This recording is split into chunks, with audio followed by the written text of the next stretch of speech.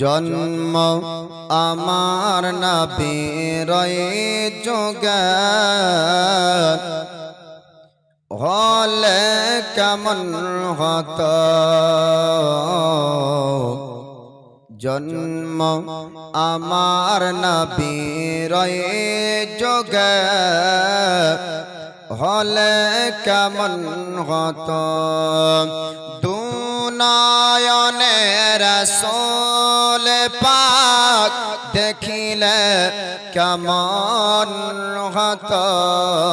জন্ম আমার নবীর যুগে হলে কেমন হতো।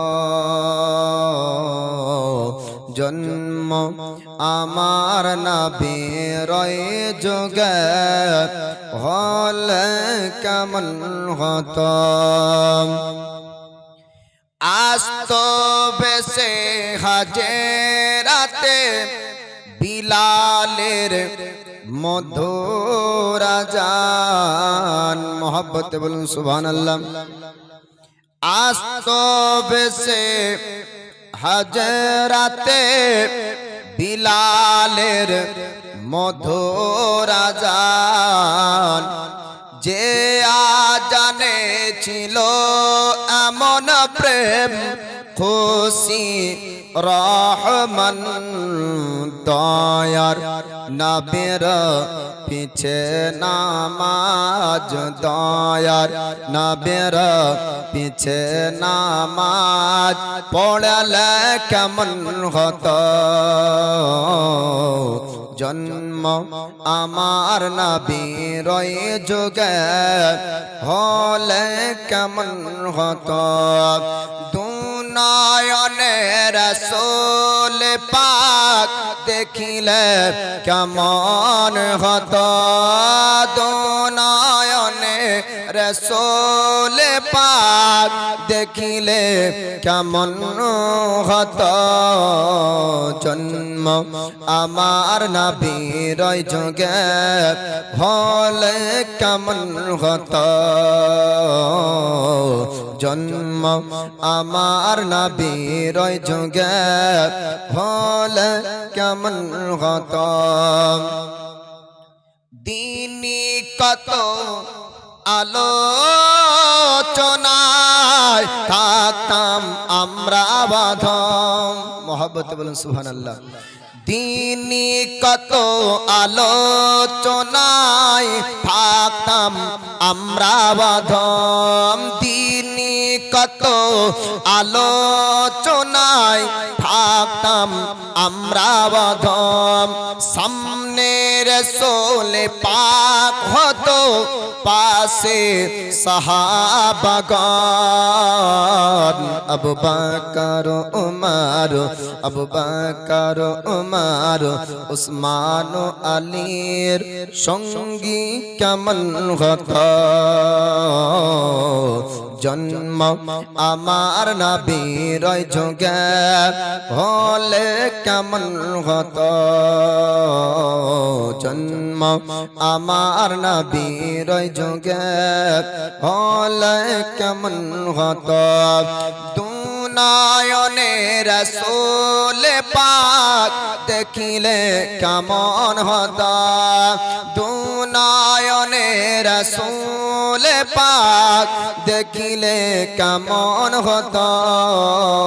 জন্ম আমার নবীর যুগে হলে কেমন হতো। জন্ম আমার নবীর যুগে হলে কেমন হতো। কেমন ছিল ওদেশ মদিনার দেখেছেন সব সাহাবী। মোহব্বতে বলুন সুবহানাল্লাহ। কেমন ছিল ওদেশ মদিনার দেখেছেন সব সাহাবী।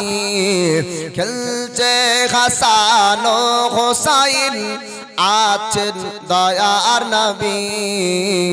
দয়ার নাবি পাক জবানে ডাকছে ঘাসান শুনলে কেমন হতো জন্ম আমার নবীর যুগে হলে কেমন হতো দুনয়নে রাসূল পাক দেখিলে কেমন হতো দুনয়নে রাসূল পাক দেখিলে কেমন হতো জন্ম আমার নবীর যুগে হলে কেমন হতো জন্ম আমার নবীর যুগে হলে কেমন হতো আল্লাহুম্মা সাল্লি আলা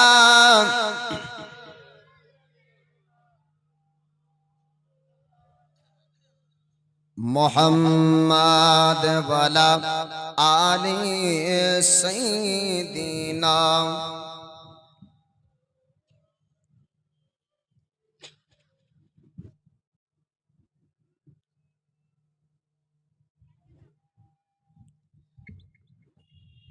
সাল্লি আলা মাওলানা মুহাম্মদ سيدنا مولانا محمد हरदम ज़बान से निकालो पाक नामे मोहम्मद हरदम ज़बान से निकालो शफीआना मोहम्मद सल्लल्लाहु ताला अलैहि वसल्लम। अल्हम्दुलिल्लाह যাবতীয় তারিফ ও প্রশংসা সে মহান আল্লাহর যে মহান আল্লাহ পাক সমস্ত মাখলুকাতকে সৃষ্টি করে মানব জাতিকে উত্তম করে সৃষ্টি করেছেন যে মহান আল্লাহ পাক আমাদেরকে দয়ার নবী মায়ার নবীর উম্মত করে দুনিয়ায় পাঠিয়েছেন সে মহান আল্লাহর শুকরিয়া আদায় করে সকলে পড়ুন আলহামদুলিল্লাহ। তিনার পরে পরে অগণিত দরুদ ও সালামের শান্তির ধারা বর্ষিত হোক অর্পিত হোক নাজিল হোক অবতীর্ণ হোক দয়ার নবী মায়ের নবীর উপরে সকলে পড়ুন আল্লাহুম্মা আমিন। আমি অধম গুনহেগার গত রাত্রিতে যতটুক আলোচনা রেখেছি তার পরবর্তী আলোচনা আজকে শোনাবো এ উদ্দেশ্য করে স্টেজে উঠেছি। আল্লাহ পাক যতটুক তৌফিক দান করবেন ততটুক আমার দ্বারা সম্ভব হবে। জীবনের শুরুর পূর্বে বিশেষ করে শ্রোতা যারা আছেন তাদেরকে বলবো আপনারা ওয়াজটি মনোযোগ সহকারে শুনবেন আর পূর্বে জীবনে কি শুনেছেন তার সাথে মিলল না এ মা বোনরা আপনারাও শুনুন। পূর্বের সাথে যদি মিলে যায় তো একই ক্যাসিড হবে না, তাই না? আর মা বোনদের জ্বালাতে বক্তারাও ভেবেছে যে কি না যদি এখানে জীবনে শোনালো যদি একই যদি না মিলে তো এরা বলবে যে কি মনে হয় ভুল গাড়ি চালিয়ে দিলে রে, তাই না? তাই বলে এই একই ওয়াজি চালাতে হয় বক্তাদেরকেও। আমি একটু আলাদা কোয়ালিটির লোক মা বোনেরা আপনারাও শুনুন। যেহেতু উদ্দেশ্য করেছি সেহেতু আপনাদেরকে আমি নবুয়াতের পরের ঘটনাগুলাই বেশি করে শোনাবো। এক রাত্রিতে 6 বছর থেকে নবুয়াত পর্যন্ত যায় না, এটা আমার ভালো জানা আছে। এক রাত্রিতে জন্ম থেকে 6 বছর পর্যন্ত ঘটনা শেষ হয় না, এটা আমারও জানা আছে। মা বোনেরা যেগুলা ছুটেছে ওগুলা ইচ্ছাকৃত ছোটানো হয়েছে। আপনারা একটু ইসলামের প্রচারের ঘটনাগুলা শুনবেন যে আমরা ইসলাম ধর্ম পেয়েছি মনে হয় খুব সহজে, অত সহজে না। জঙ্গে খয়বার, জঙ্গে উহুদ, জঙ্গে বদর, জঙ্গে খন্দক, জঙ্গে মুতা, জঙ্গে হুনায়ুন, এতগুলা জং হওয়ার পরে আপনার লক্ষ লক্ষ সাহাবীরা জীবনকে কোরবান করেছেন এই ইসলাম ধর্মের জন্য। আর আমরা ভাবছি কি আব্দুল সাত্তারের বেটা আব্দুল গাফফার বাপ মুসলমান, আমিও মুসলমান, নামাজ জানে না, রোজা জানে না, তাই না? যদি ভাইয়ের রক্তের পরিবর্তে আমরা ইসলাম ধর্মকে পেতাম তো বুঝতাম যে কি হ্যাঁ ভাইয়ের রক্ত ঝরেছে। আমরা ভাবছি যে কেমন হাইয়া এমনি চলে এসছে, না অত সহজ কথা না, কিভাবে এসছে ওটা শুনবেন। আর বিশেষ করে ছোট্ট ছোট্ট তরুণ, এই ছোট ছোট ভাইদেরকে বলবো, মালদাহার ছেলে বলে খুব ভালো, এটা মুর্শিদাবাদ থেকে জানতাম, কিন্তু তোমরা যদি উঠাউঠি করো, ছোটাছুটি করো, তাহলে আমি এখানকার খবর গিয়ে কিছু বলি নাহি না বলি, মুর্শিদাবাদে গিয়ে বলবো আর একটা জালসাতে যে মালদাহার ছেলেরা ভালো লাগে, বুঝতে পারলে? আর রেকর্ডিং তো হচ্ছেই, যেহেতু তোমাদের ব্যবহার যদি ভালো যদি হয় তাহলে আমি প্রশংসা করব, আর যদি ব্যবহার না ভালো হয় তাহলে প্রশংসা করব না, তাই তো? আচ্ছা, তোমরা আমাকে ভালোবাসো কি বাসো না? তাহলে তোমরা চিৎকার করবে না, আর শুরু থেকে শেষ পর্যন্ত থাকবে। কারা কারা হাত তোলো? শেষ পর্যন্ত থাকবে, এবং তোমরা দৌড়াদৌড়ি করবে না, আর তোমরা সুন্দরভাবে আমার সামনের দিকে চলে আসো, এই সামনে সেজে বসে যাও। আসো ওই পিছন থেকে, এই ভাইরা আসো, আমি তোমাদের বড় ভাই, চলে আসো, সামনে বসে যাও। কিসের জন্য বলো তো? সামনে থেকে উঠাউঠি করলে আমি বিচারটা ভালো করে করতে পারবো। হ্যাঁ, এখানে এসে বসে যাও। যাই হোক, পবিত্র কোরআন থেকে আয়াত তেলাওয়াত করেছি। আল্লাহ পাক তিনি বলেন, ওয়ারাফা'না লাকা যিকরাক। আল্লাহ বলেন, হাবিব আপনার জিকিরকে আমি আল্লাহ বুলন্দ করেছি। জোরে বলুন সুবহানাল্লাহ। নবীর জিকির আল্লাহ উঁচু করেছেন, নবীর সম্মান আল্লাহ বাড়িয়েছেন।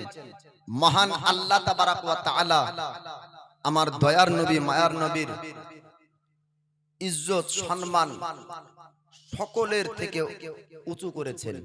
সৃষ্টি জগতের মধ্যে সব থেকে আল্লাহর প্রিয় ব্যক্তি হলো দয়ার নবী মুস্তাফা। সৃষ্টি জগতের মধ্যে সব থেকে বেশি মহান আল্লাহকে ভয় করেন আমার দয়ার নবী মুস্তাফা। সব থেকে বেশি আল্লাহকে আমার নবী ভয় করেছেন, নবীর থেকে আর কেউ বেশি ভয় করেনি। কারণ আল্লাহকে যে যত বেশি ভয় করলো, খোদাই খাপ রাখলো, ওই ব্যক্তি সব থেকে আল্লাহর প্রিয় হলো। জোরে বলেন সুবহানাল্লাহ। আপনারা শুনেছেন 6 বছর বয়সে দয়ার নবী মা হারিয়েছেন। 6 বছর বয়সে মা হারালেন, আর দুনিয়াতে আসার পূর্বে পিতা হারিয়েছেন। তারপরেও দয়ার নবীকে ইতিম বলা চলে না। জোরে বলবেন না সুবহানাল্লাহ। দুনিয়ার কোন ব্যক্তির যদি বাপ মা মারা যায়, দুনিয়ার মানুষ তোকে এতিম বলে। এতিম বলে না, এতিম বলে। আর একটা গাইয়া ভাষাতে বলে মাউর, মাউর ছেলে বাপ মা নাই। কিন্তু দয়ার নবীকে ইতিম বলা চলে না।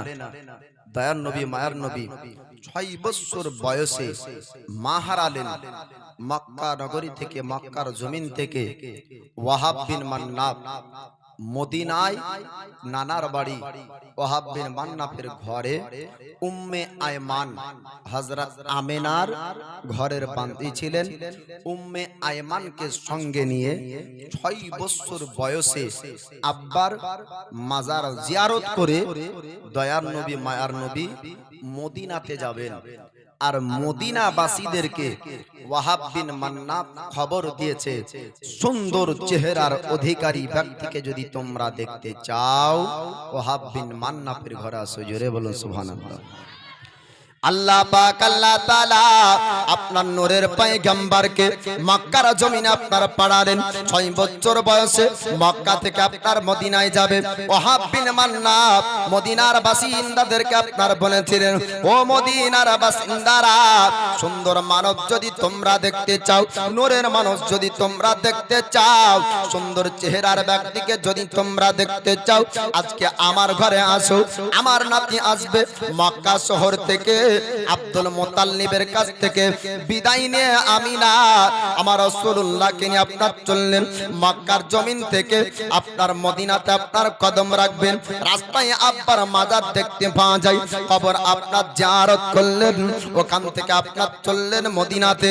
আর মদিনার মানুষ সবাই কবরকে বলা বলি করে, আজকে সুন্দর মানুষ আসবে, আজ নূরের আপনার ব্যক্তি আসবে, যার চেহারার মধ্যে আলো চমকায়, যার চেহারা এত সুন্দর। আয় মদিনার বাসিন্দারা, কে কে সুন্দর মানব দেখবি? ওয়াহাব বিন মান্নাফের ঘরে আয়। ওয়াহাব বিন মান্নাফের ঘরে আপনার আসলো, আর আসার পরে আল্লাহর পয়গম্বরের আপনার চেহারা দেখতে পাই, দয়ার মুস্তাফাকে আপনার দেখে। আর মদিনার বাসিন্দারা সবাই প্রশংসা করে। তখন আপনার জায়গার নাম মদিনা ছিল না, জায়গাটার নাম ছিল ইয়াসরাব। আল্লাহর পয়গম্বর কদম রেখে জায়গার নাম হয়েছিল মদিনাতুন নবী, মুক্তাসার হয়ে যার নাম হলো আপনার মদিনা। ইয়াসরাবের মানুষেরা তারা সুন্দর মানব দেখতে আসলো। আল্লাহর পয়গম্বরের চেহারা দেখার পরে তারা আপনার ইয়াসরাবের মানুষ মদিনার বাসিন্দারা আপনার প্রশংসা করে। আজ ওয়াহাব বিন মান্নাফের নাতি মুহাম্মদকে দেখলাম, এমন সুন্দর চেহারা আমরা মদিনায় কোনো ব্যক্তিকে দেখতে পাইনি। পৃথিবীর জমিনে এমন সুন্দর মানুষ কেউ আসেনি।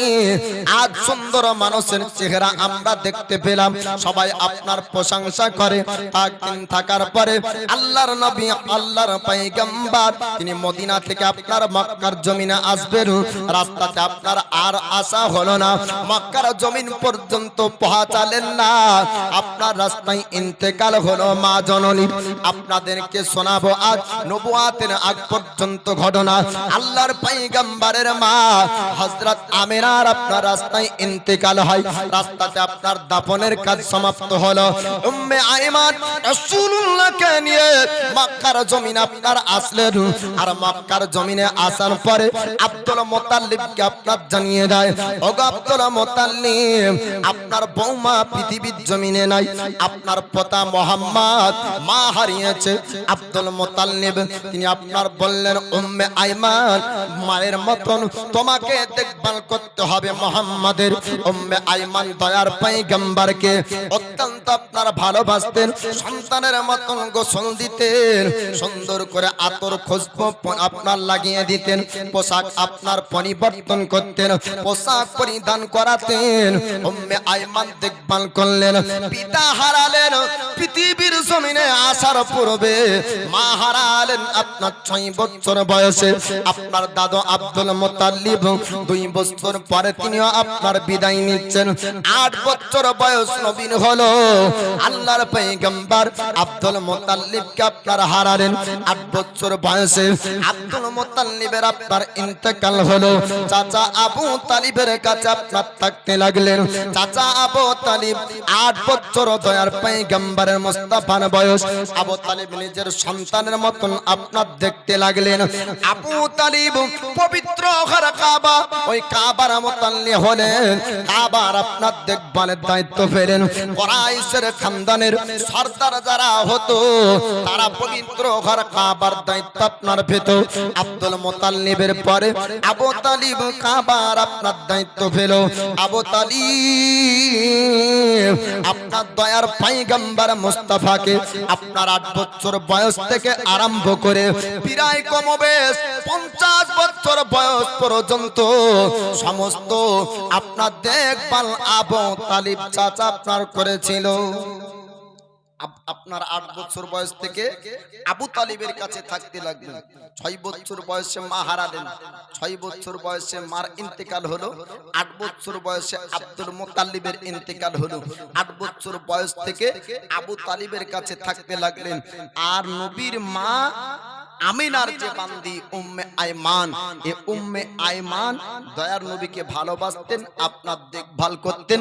পরবর্তীতে যায়েদ বিন হারিস দয়ার মুস্তাফার সাহাবী, তার সঙ্গে আপনার বিবাহ হয়েছে, পরক্ষণে শুনবেন।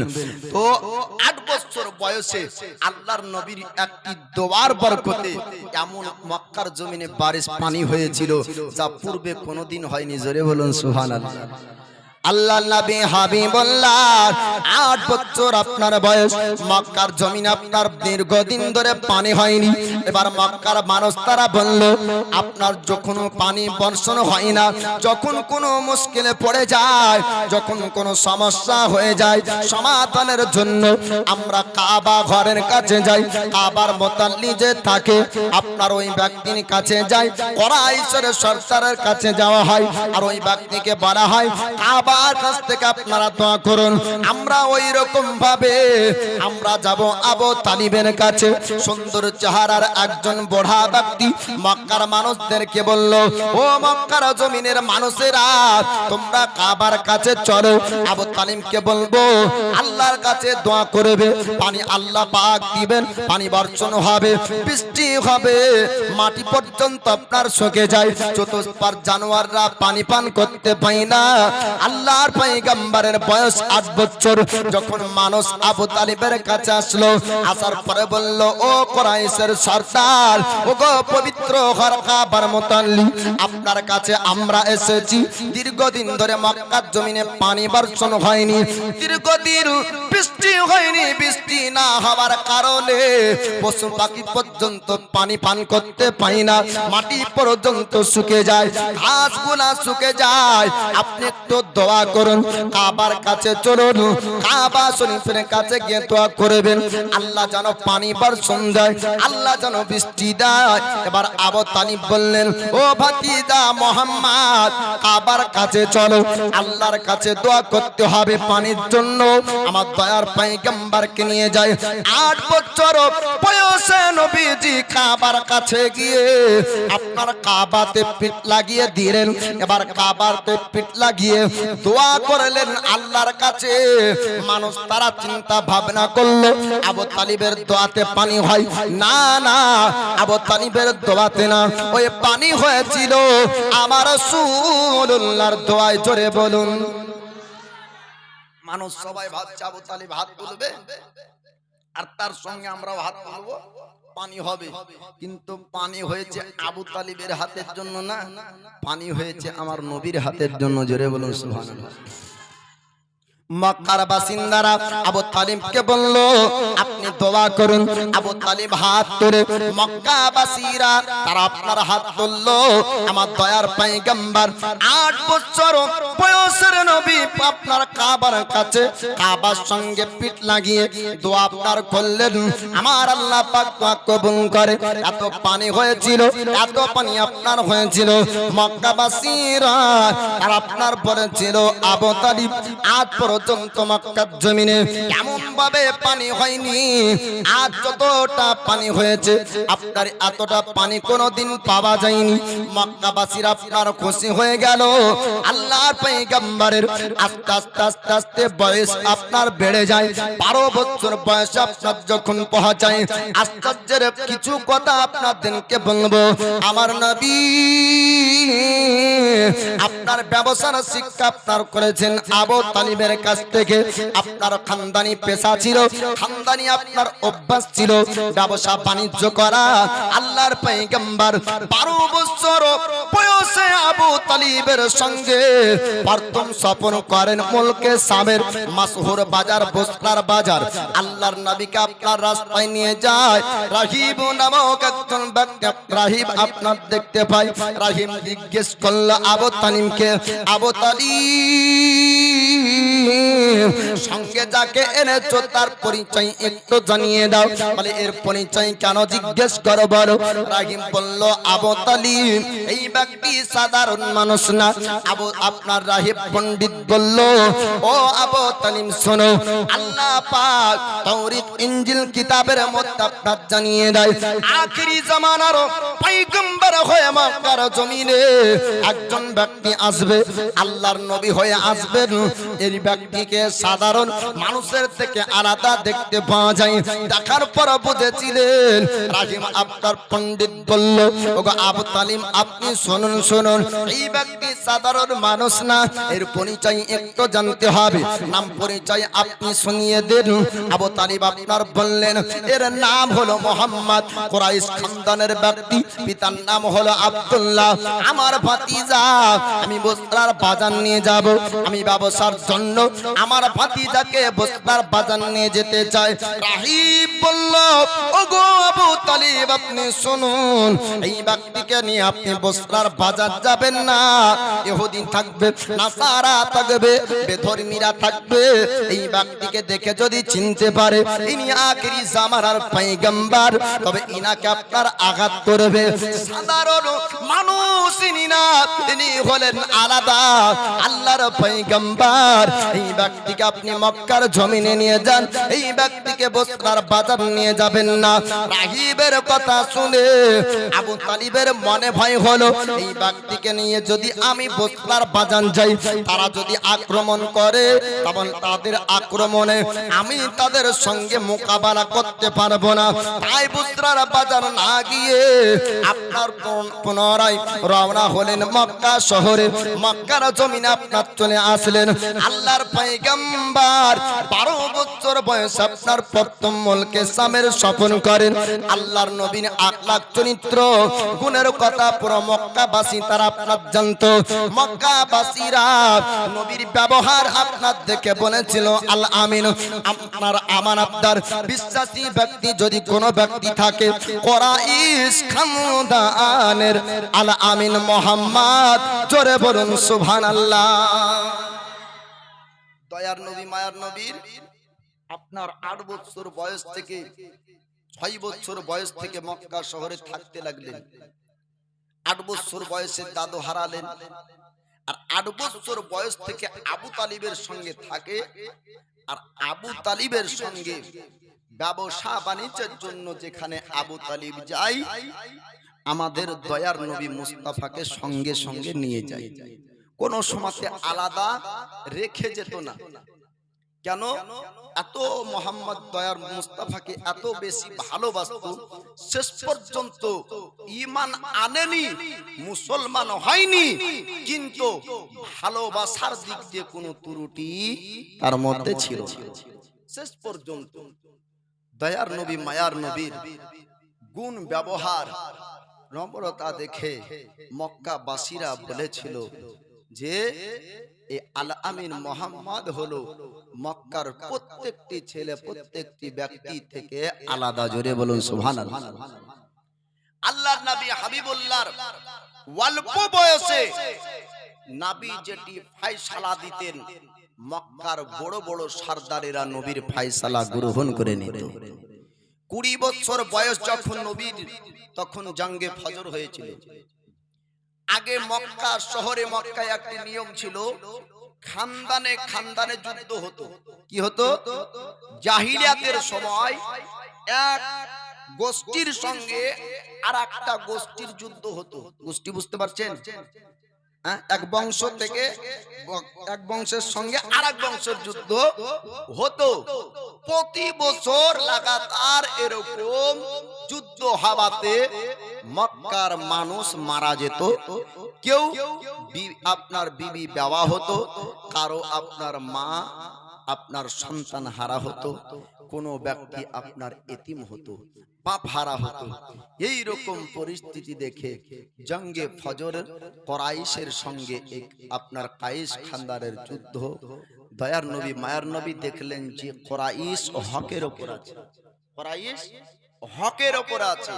তো দয়ার নবী তবুও কাউকে একটি তীরের আঘাত করেননি। জোরে বলুন সুবহানাল্লাহ। কাউকে একটা থাপ্পড়ও মারলেন না, কেবলমাত্র চাচাদেরকে তীরগুলা উঠিয়ে উঠিয়ে দিতেন। যুদ্ধ সমাপ্ত হওয়ার পরে নবী দেখলেন এরকম ভাবে যদি লাগাতার মক্কাতে হয়, তাহলে মক্কার মানুষ কত মারা যাবে। নবী চিন্তা ভাবনা করে একটি মায়দা করলেন, একটি মিটিং ডাকলেন, ফয়সালা করবেন। নবী উত্তম ফয়সালা দিবেন যে এইভাবে যুদ্ধ করে না, বরং তোমরা আলোচনায় বসে পরামর্শ করে কথার মাধ্যমে সমাধান করতে শিখো। জোরে বলুন সুবহানাল্লাহ। আমরা যে নবীর কাছ থেকে আলোচনা মাফিক সমাধান করার শিক্ষা পেলাম, আর আমাদেরকে টাইটেল দেওয়া হয় এরা জঙ্গি।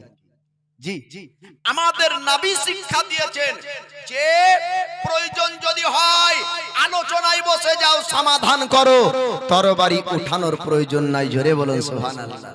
তখন তো নবুয়তের প্রকাশ হয়নি, তখন কালেমার প্রচার হয়নি, তখন দয়ার নবী সমস্ত ধর্মের ব্যক্তিদেরকে নিয়ে মক্কার জমিনে এ মায়দা করেছিলেন।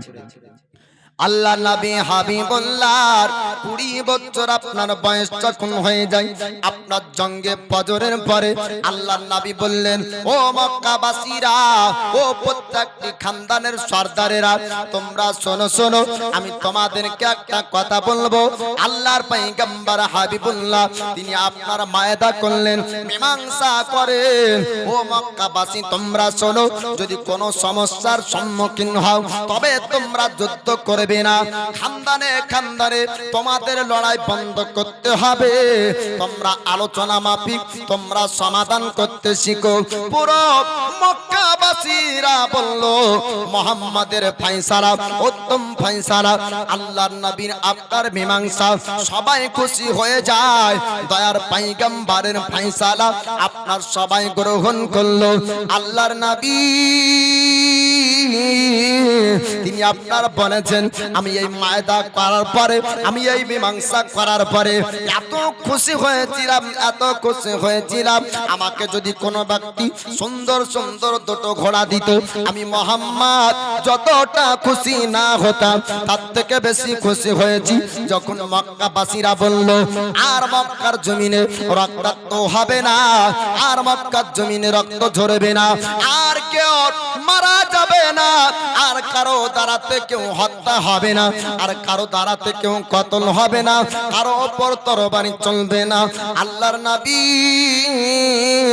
এই আপনার মায়দা করার পর, এই ফয়সালা আপনার করার পরে মক্কার শহরের বড় বড় সর্দাররা উঁচু আওয়াজে বলেছিল, মুহাম্মদ যে ফয়সালা করবে উত্তম ফয়সালা হবে, আমরা মুহাম্মদের ফয়সালা আমরা গ্রহণ করব।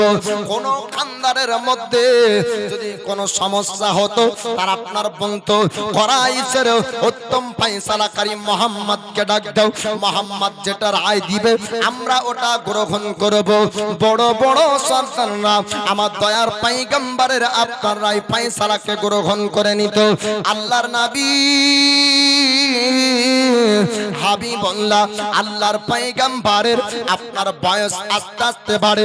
25 বছর বয়সে যখন আপনার শুরু হয়, দয়ার নবী আল্লাহর পয়গম্বরের প্রশংসা শুধু মক্কার জমিনে আপনার সীমাবদ্ধ নয়, সারা দুনিয়ার মধ্যে প্রশংসা ছড়লো। আর খাদিজাতুল কুবরার সঙ্গে 25 বছর বয়সে আপনার বিবাহ হয়। বাবার আপনাদেরকে ঘটনা শোনাবো।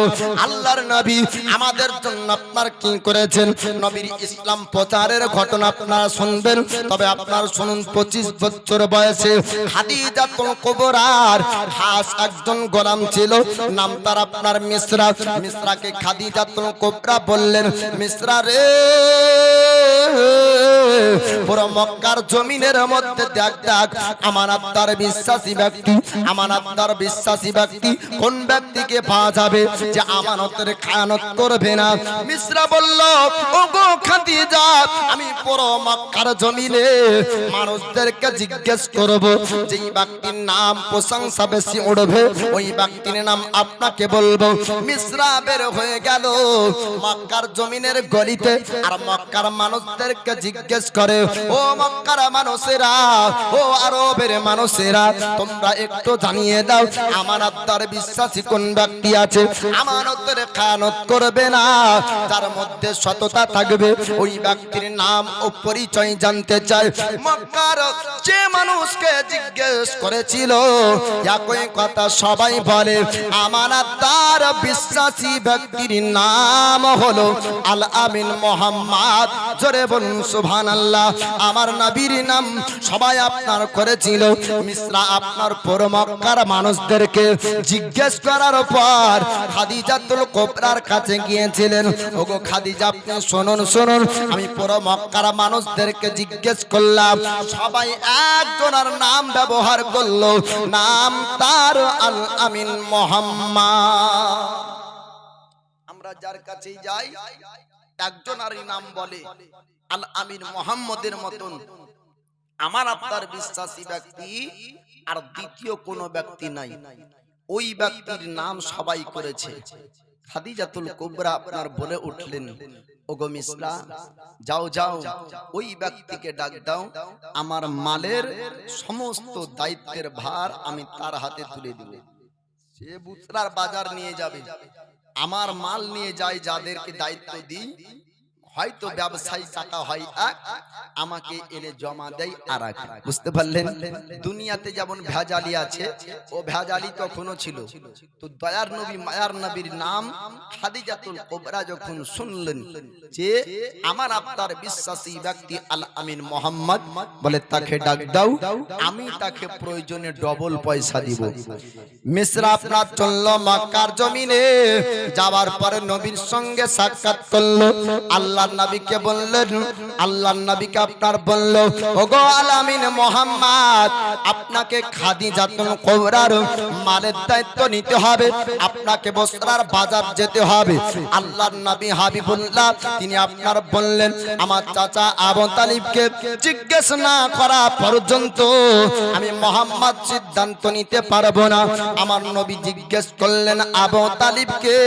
আবু তালিব আপনার বললেন, ও ভাতিজা মোহাম্মদ, আপনি যদি খাদিজার ব্যবসার জন্য জানো, আমি আপনাকে বারণ করব না। খাদিজাতুল কুবরাকে আপনার মক্কার মানুষ তারা সবাই জানতো, পবিত্র রমণী যাকে আপনারা বলা হয়, আপনার খাদিজাতুল কুবরা যাকে আপনার জহরা বলা হয়, যাকে আপনার পবিত্র বলা হয়, ও খাদিজা সম্পর্কে আবু তালিব না কুরাইশের প্রত্যেক আপনার খানদানের ব্যক্তিরাই জানতো। খাদিজার মতন সুন্দর ব্যবহারের রমণী আর মক্কার জমিন আপনার দ্বিতীয় পাওয়া যাবে না। আবু তালিব বললেন, ভাতিজা, আপনি যদি খাদিজার মালের দায়িত্ব নেন, আপনাকে বারণ করব না। আল্লাহর পয়গম্বর এবার মিসরাকে ডাক দেয়, ও মিসরা শোন শোন, আমি খাদিজার মালের দায়িত্ব নেব, আমি তোর সঙ্গে বসরার বাজার যাব। মিসরা দৌড়তে দৌড়তে আবার খাদিজার কাছে যায়, ওগো খাদিজাতুল কুবরা, আমি মোহাম্মদকে বললাম মোহাম্মদ যেতে চায়, মোহাম্মদকে নিয়ে আমি বসরার বাজার যাব, আপনার মালের দায়িত্ব মোহাম্মদকে দেওয়া হবে। আল্লাহর নবীকে আপনার দায়িত্ব দেওয়া হলো, সমস্ত মালের দায়িত্ব আমার দয়ার পয়গম্বরকে আপনার দিলেন। দয়ার নবীজি তিনি আপনার চলছেন বসরার বাজার যাওয়ার জন্য। রাস্তায় যেতে যেতে নবী বললেন, মিসরা একটু দাঁড়িয়ে যাও, একটু আরাম করার প্রয়োজন আছে, একটু বিশ্রাম নিব। একটা গাছের ছায়ার তলে আমার দয়ার পয়গম্বর আরাম করতে শুরু করলেন। একজন পণ্ডিতের সঙ্গে এবার মিসরার আপনার সাক্ষাৎ হলো। পণ্ডিতের নাম হলো নাস্তরা। আপনার নাস্তরা নামক ব্যক্তি বলল, মিসরা রে, একটু জানিয়ে দে এই ব্যক্তির নাম ও পরিচয়, এই ব্যক্তি কোন ব্যক্তি, কোথায় থেকে এই ব্যক্তিকে পাওয়া গিয়েছে। নাস্তরার কথা শুনে মিসরা বলল, ও নাস্তরা, আজ পর্যন্ত যতজন ব্যক্তিকে নিয়ে এসেছি কারো কথা মন করে জিজ্ঞেস করনি, আজকে জিজ্ঞেস করলে কারণ বুঝতে পারলাম না। তখন নাস্তরা নামক ব্যক্তি বলল, মিসরা রে, আজ পর্যন্ত যতজন ব্যক্তিকে এনেছো কোন ব্যক্তি এই ব্যক্তির মতন না। জোরে বলুন সুবহানাল্লাহ। যতজন ব্যক্তি আজ পর্যন্ত এসেছে এই ব্যক্তির মতন কোন ব্যক্তি আসেনি, এর মধ্যে আলাদা কিছু দেখতে পাওয়া গিয়েছে, এর জন্য জিজ্ঞেস করলাম। কেননা আমার আল্লাহ পাক শুধু কোরআনের মধ্যে না, আসমানি আরো 3খানা কিতাবের মধ্যে আল্লাহ পাক আমার নবীর প্রশংসা রেখেছেন। জোরে বলুন সুবহানাল্লাহ। আল্লাহ পাক আল্লাহ তাআলা আদম পয়গম্বর থেকে আরম্ভ করে ঈসা রুহুল্লাহ পর্যন্ত প্রত্যেক নবীকে আমার আল্লাহ পাক আপনার জানিয়ে দিয়েছেন আখিরি জামানার পয়গম্বর মক্কার জমিনে আপনার যাবেন। নূহ পয়গম্বর তিনি জানতেন আল্লাহর হাবিব হয়ে দুনিয়াতে যে আসবেন তিনি আখিরি জামানার পয়গম্বর হবেন। ইব্রাহিম খলিলুল্লাহ তিনি জানতেন, মুসা কালিমুল্লাহ তিনি আপনার জানতেন, পয়গম্বর জানতেন, ঈসা রুহুল্লাহ তিনি আপনার জানতেন। আমার পরবর্তীতে আমার পরে আল্লাহর হাবিব আসবেন মক্কার জমিনে। নাস্তরা নামক ব্যক্তি বলল, ওরে মিসরা, এই ব্যক্তি সাধারণ মানুষ না, এই ব্যক্তির সম্পর্কে একটু জানিয়ে দে, এর পরিচয় আমাকে জানতে হবে।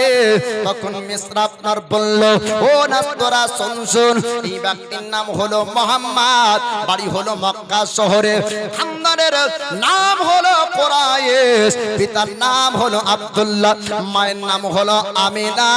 তখন নাস্তরা নামক পণ্ডিত বলল, মিসরা শোন শোন, এই ব্যক্তি আজ গাছের ছাদে আরাম করে, এই ব্যক্তি সাধারণ মানুষ না, যার চেহারাতে নূর চমকায়, যার চেহারাতে আলোর জ্যোতি বের হয়ে আসে, ইনি হলেন আল্লাহর পয়গম্বর। জোরে জোরে বলুন সুবহানাল্লাহ। ওরে মিসরা রে, তুই জানিস না আল্লাহ পাক আখেরি জামানার পয়গম্বর ইমামুল আম্বিয়া করে পৃথিবীর জমিনে একজন নবী পাঠাবেন। ওই নবী দুনিয়ার বুকে আপনার চলে এসেছে, ইনি হলেন আখেরি জামানার পয়গম্বর, ইনি হলেন হাবিবুল্লাহ, ইনি হলেন আল্লাহর বন্ধু। ও মিসরা শোন শোন, আজ পর্যন্ত এ গাছের ছায়ার তলে সাধারণ কোন মানুষ আজ পর্যন্ত বসেনি। যারা গাছের ছায়ার তলে আরাম করেছে প্রত্যেকে আল্লাহর পয়গম্বর ছিল। জোরে জোরে বলুন সুবহানাল্লাহ।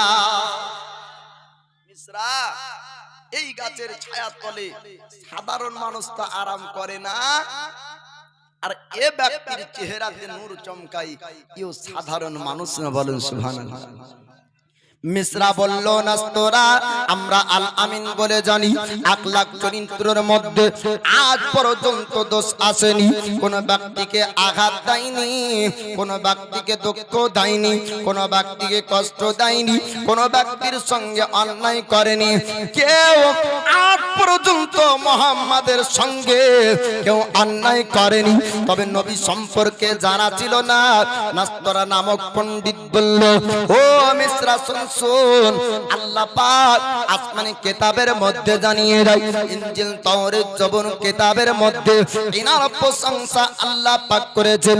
ইনি আখেরি জামানার পয়গম্বর, শেষ জামানার নবী হয়ে যিনি আসবেন, তার আসমানের নাম হবে আহমদ, জমিনের নাম হবে মুহাম্মদ। চেহারা সবার থেকে আলাদা হবে, চেহারার মধ্যে নূর চমকাবে, ইনি হলেন আল্লাহর পয়গম্বর।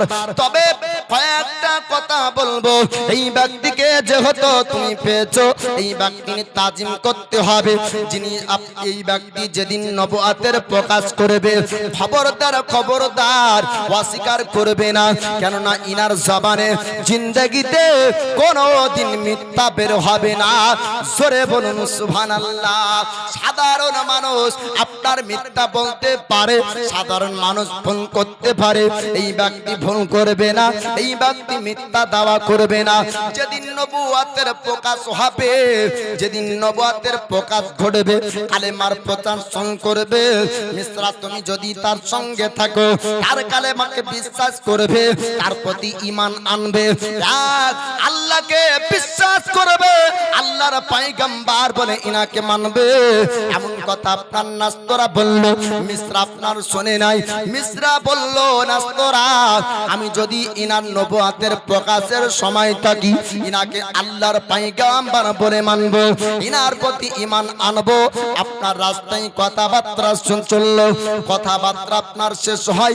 নাস্তরা নামক পণ্ডিত বলল, মিসরা শোন শোন, মিসরা রাস্তা থেকে মক্কার জমিনে ফিরে চলে যেতে হবে, বসরার বাজার যাওয়া যাবে না। বসরার বাজার যদি তুমি যাও, তবে ইহুদি দেখার পর চিনতে পারবে, নাসারা দেখার পর বুঝতে পারবে, আর যদি তারা বুঝতে পেরে যায় ইনার উপর হামলা করবে। এর জন্য তোমাকে বসরার বাজার যাওয়া যাবে না, মক্কার জমিনে ফিরে চলে যাও, রাস্তায় মাল বিক্রি করতে হবে। আল্লাহর নবী আর বুসরার বাজার গেলেন না। বুসরার বাজার হলো মাসহুর বাজার, বুসরার বাজার হলো বড় বাজার। যেই জায়গাতে মাল বিক্রি করলে লাভ মুনাফা আপনার বেশি হয়, কিন্তু রাস্তায় মাল বিক্রি করেও আমার নবীর বরকতে মাল মুনাফা আপনার বেশি হয়ে যায়। জোরে বলুন সুবহানাল্লাহ। বুসরার বাজার হলো বড় বাজার, ও বাজারে বিক্রি হলে মুনাফা লাভটা বেশি হবে, কিন্তু দয়ার নবী মায়ার নবীর বরকতে, দয়ার নবীর কারণে রাস্তাতে মাল বিক্রি করলেন, বাজার পর্যন্ত যাওয়া গেল না। তারপরেও খাদিজাতুল কুবরার ব্যবসার জিন্দেগিতে এমন মুনাফা কোনোদিন হয়নি। জোরে বলুন সুবহানাল্লাহ। দয়ার নবী মায়ার নবী তিনি আপনার বুসরার বাজার পৌঁছালেন না। ইহুদি নাসারা তারা দেখার পরে চিনতে পারবে আর হামলা করবে, এর জন্য মিসরাকে বারণ করা হলো। মিসরা বারণ শুনলো এবং রাস্তায় মাল বিক্রি করলো, আর রাস্তায় মাল বিক্রি করে আপনার চলে গেল খাদিজাতুল কুবরার কাছে। খাদিজাতুল কুবরার কাছে যাওয়ার পরে খাদিজাতুল কুবরা কানে শুনেছে যে আল আমিন মোহাম্মদ আমানতদার বিশ্বাসী ব্যক্তি, কিন্তু চোখে দেখেনি। যেমনই মাল বিক্রি করে ফিরার পথে দয়ার নবীকে একবার খাদিজাতুল কুবরা দেখে। জোরে বলুন সুবহানাল্লাহ। খাদিজাতুল কুবরা তিনি আপনার বিবাহ করেছিলেন পূর্বে। বিবাহ করার পর একবার স্বামী মারা যায়। স্বামী মরে যাবার পরে ওই প্রথম স্বামীর দুইজন বাচ্চা ছিল, একজন ছেলে একটা আপনার মেয়ে। আবার বিবাহ করলেন, দ্বিতীয় স্বামী আপনার মারা গেল, তারও আপনার দুটো সন্তান, একটা ছেলে আর একটা মেয়ে।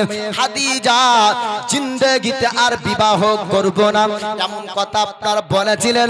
আল্লাহর নবী আপনার নূরানি চেহারা দেখলেন, নবীর আখলাক দেখে, নবীর চরিত্র ব্যবহার দেখে, নবীর গুণ ব্যবহার দেখে, আম্বিয়া পয়গম্বরের আখলাক দেখে খাদিজাতুল কুবরা বিবাহ করতে চান। খাদিজা দয়ার নবী একবার চেহারাকে দেখার পরে দৌড় দিয়ে আপনার ডাক দেয় মিসরাকে। মিসরা শোন শোন শোন, এই ব্যক্তি সম্পর্কে আমি খাদিজা একটু সফরের কথা শুনতে চাই। এই ব্যক্তি সম্পর্কে আমাকে ঘটনা শোনাতে হবে। মিসরা আপনার বলে উঠলেন, ও খাদিজা, আজ পর্যন্ত ব্যবসার জন্য যতজন ব্যক্তিকে বসরার বাজার নিয়ে গিয়েছি, আজ পর্যন্ত এমন কথা কারো জন্য শুনিনি। আজ মোহাম্মদের জন্য যে কথা শুনলাম। খাদিজাতুল কুবরা বললেন, কোন কথা মোহাম্মদের জন্য শুনেছো? বলে, ইনি নাকি আল্লাহর পয়গম্বর, ইনি সাধারণ মানুষ না। বসরার বাজার যাওয়া হয়নি, রাস্তায় মাল বিক্রি করে এসেছি। খাদিজাতুল কুবরা বললেন, মিসরা রে, আজ পর্যন্ত খাদিজার ব্যবসার জীবনে এইরকম লাভ মুনাফা কোনোদিন হয়নি। জোরে বলো, আজ পর্যন্ত খাদিজার এইরকম লাভ, এইরকম ব্যবসার উন্নতি কোনোদিন হয়নি। দয়ার নবী মায়ার নবীর কারণে এত ব্যবসায় লাভ হয়েছে। খাদিজাতুল কুবরা আর দ্বিতীয় বিবাহ করব না, তৃতীয় বিবাহ করব না এমন কথা বলেছিলেন। নবীর গুণ আখলাক দেখে খাদিজার মনে মনে আপনার খেয়াল হলো যে আমি এই আল আমির মোহাম্মদকে বিবাহ করব। বড় বড় সরদারেরা প্রস্তাব দিয়েছিলেন, আপনার রাজি হননি। আর 40 বছর বয়সের খাদিজা দয়ার নবীকে বিবাহ করতে চান। আল্লাহর নবী হাবিবুল্লাহ আপনার প্রভুকে ডাক দেয়। সুফিয়াকে ডাকার পরে খাদিজাতুল কুবরা জিজ্ঞেস করেন, মুহাম্মদ সম্পর্কে একটু জানিয়ে দাও। আল্লাহর নবীর সম্পর্কে তিনার প্রভু আপনার বললেন, ওগো খাদিজা, তুমি শোনো শোনো, বাতপান অবস্থা থেকে নিয়ে পূর্ণ ঘটনা আপনার শুনিয়ে দেয়। দুধ পান করার মৌসুম থেকে আরম্ভ করে 25 বছর পর্যন্ত যার ব্যবহারের মধ্যে কোনো দাগ নাই, তার নাম হলো আল আমিন মোহাম্মদ। জোরে বলুন সুবহানাল্লাহ। ব্যবসার আপনার তেজরাত আপনার ব্যবসার জন্য গেলেন, তো ব্যবসার ঘটনা শুনলেন এমন, আর 25 বছর পর্যন্ত কোনো ব্যবহারে কোনো দাগ নাই, আপনার তিনার ফুপুর কাছ থেকে শুনলেন। তারপরে নাফিস শাহকে বললেন, খবর দিলেন। নাফিস শাহ বিনতে উমাইয়াকে বলা হলো, যাও এ বিবাহের প্রস্তাব নিয়ে যাও। সে আপনার বিবাহের প্রস্তাব নিয়ে যায় কুরাইশ পর্যন্ত। আল্লাহর নবী হাবিবুল্লাহ তিনি আপনার চাচাদেরকে ডাক দেন।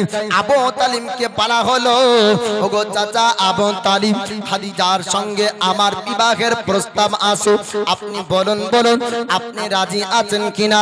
পুরো কুরাইশের বড় বড় সর্দার, বড় বড় আপনার ব্যক্তিরা তারা বলল, মক্কার সর্দার তারা বলল, আপনার দয়ার পয়গম্বরের চাচারা বলল যে খাদিজার সঙ্গে বিবাহ করার জন্য বড় বড় সর্দার মালদারেরা বলেছিল, কিন্তু খাদিজা কারো সঙ্গে বিবাহ করতে চাইনি। খাদিজা নিজে যখন তোমাকে বিবাহ করার প্রস্তাব দিয়েছে, আমরা সবাই রাজি আছি, আনন্দের সহিত সবাই আপনার রাজি হয়ে যায়। খাদিজাতুল কুবরার বাড়িতে চাচা আবু তালিব সঙ্গে আপনার কিছু ব্যক্তিদেরকে নিয়ে এবার বিবাহর আপনার মঞ্চে আসে, বিবাহ পড়িয়ে দেয়। খুতবা পড়লেন আপনার আবু তালিব, নবীর আপনার প্রশংসা করলেন, আল্লাহর হামদ আপনার প্রশংসা করলেন, দয়ার নবীর প্রশংসা করলেন। তারপরে এবার খাদিজাতুল কুবরার পক্ষ হতে তার আপনার চাচাতো ভাই ওয়ারকা বিন নাফিল, সে আপনার খাদিজার প্রশংসা করে, আল্লাহর হামদ আপনার আল্লাহর হামদ বলার পরে খাদিজার প্রশংসা করলেন, তার খানদানের প্রশংসা করে, কুরাইশের খানদানের প্রশংসা করে। আল্লাহর নবী হাবিবুল্লাহ বিবাহ আপনার সম্পন্ন হওয়ার পরে খাদিজাতুল কুবরা নবীর মহব্বতে, নবীর আপনার ভালোবাসায়, নবীর কদমে সমস্ত মাল ও ধন সম্পদ লুটিয়ে দিলেন। জোরে জোরে বলুন সুবহানাল্লাহ। খাদিজাকে জিজ্ঞেস করা হয়, ওগো খাদিজা, তুমি কি দেখে মোহাম্মদকে বিয়ে করতে চাইলে বলো? তার তো বড় বড় ঘর বাড়িও নাই, আর তার রাজপ্রাসাদ নাই, সে তো মালদার না, সে তো সর্দার না। তখন খাদিজা বলেছিলেন, এর সুন্দর আখলাক দেখে, সুন্দর ব্যবহার দেখে আমি খাদিজা তাকে বিবাহ করতে চেয়েছি। জোরে বলুন সুবহানাল্লাহ। ধন সম্পদ দেখে না, বরং আমি সুন্দর আখলাক দেখে আমি বিয়ে করতে চেয়েছি। আর বর্তমান সময়ের মা বোনেরা, আপনাদের তো দোষ বললে ভুল হবে, আমাদের ঘরের বেটিদেরকে দেওয়ার আগে আমরা চিন্তা করে দেখি না যে ছেলেটা জিয়া খেলে কিনা, আগে কি ওর চোখ হলো বড় বাড়ি আছে কিনা, জমি জায়গা আছে কিনা, চাকরিজীবী ছেলে কিনা, বড় ব্যবসা করে কিনা, কোনোদিন তদন্ত করে দেখেছি ছেলে 5 ওয়াক্তের নামাজ পড়ে কিনা, ছেলের মুখে সুন্নাত আছে কিনা, ছেলে সৎ পথে চলে কিনা দেখেছি? দেখি না।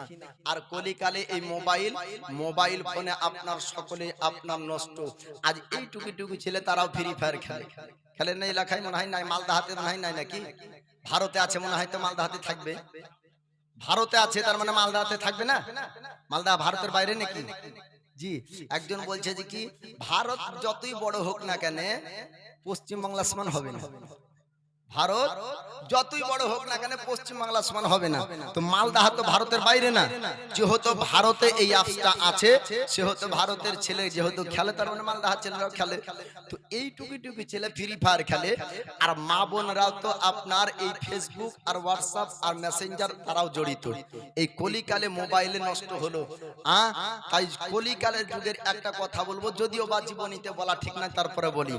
কলিকাল এ কেমন কলিকাল, মোবাইল ফোন ছাড়া চলে না তো দিনকাল। কলিকাল এ কেমন কলিকাল, মোবাইল ফোন ছাড়া চলে না তো দিনকাল। বদিদের হাতে আজ বড় বড় ফোন, দাদাদের সংসারে থাকে না তার মন। ফেসবুক মেসেঞ্জার হোয়াটসঅ্যাপ করে, ফেসবুক মেসেঞ্জার নাম্বার হোয়াটসঅ্যাপ করে, যুবক ছেলে পেলে মারে মিস কল। কলিকাল কলিকাল কলিকাল, এ কেমন কলিকাল, মোবাইল ফোন ছাড়া চলে না তো দিনকাল। আজকে দেখো মহিলারা ভিডিও করে, আজকে দেখো সব ঘরে ঘরে মহিলারা ভিডিও করে, আজকে দেখো সব ঘরে ঘরে মহিলারা ভিডিও করে। তবুও সমাজ কিছু বলে না, তবুও সমাজ কিছু বলে না, সমাজের মোড়লরা কি সবাই ওয়াচাল। কলিকাল কলিকাল কলিকাল, এ কেমন কলিকাল, মোবাইল ফোন ছাড়া চলে না তো দিনকাল। আজকাল কিছু কিছু পাওয়া যায় মুফতি, মাদ্রাসায় কোনদিন হয়নি সে ভর্তি। এলাকায় মনে হয় নাই, আমাদের মুর্শিদাবাদে আছে। যেমন একজনের নাম বিরাদার রাহুল, বিমল দাসের বেটা, জীবনে মাদ্রাসায় পড়েনি, তারপর এখন আপনার ইন্টারনেটের যুগে সে এখন বড় বড় মুফতি। আবার লক্ষ লক্ষ জনতা, লক্ষ লক্ষ মানুষ আবার তাকে ভালোবাসে আর তার ওয়াজও শুনে। তাই শায়ের বলছে, আজকাল কিছু কিছু পাওয়া যায় মুফতি, মাদ্রাসায় কোনদিন হয়নি সে ভর্তি। তবুও মানুষ তার কথাও মানে, তবুও মানুষ তার কথাও মানে, মানুষের ঈমান কি এতই দুর্বল। কলিকাল কলিকাল কলিকাল, এ কেমন কলিকাল, মোবাইল ফোন ছাড়া চলে না তো দিনকাল। আল্লাহুম্মা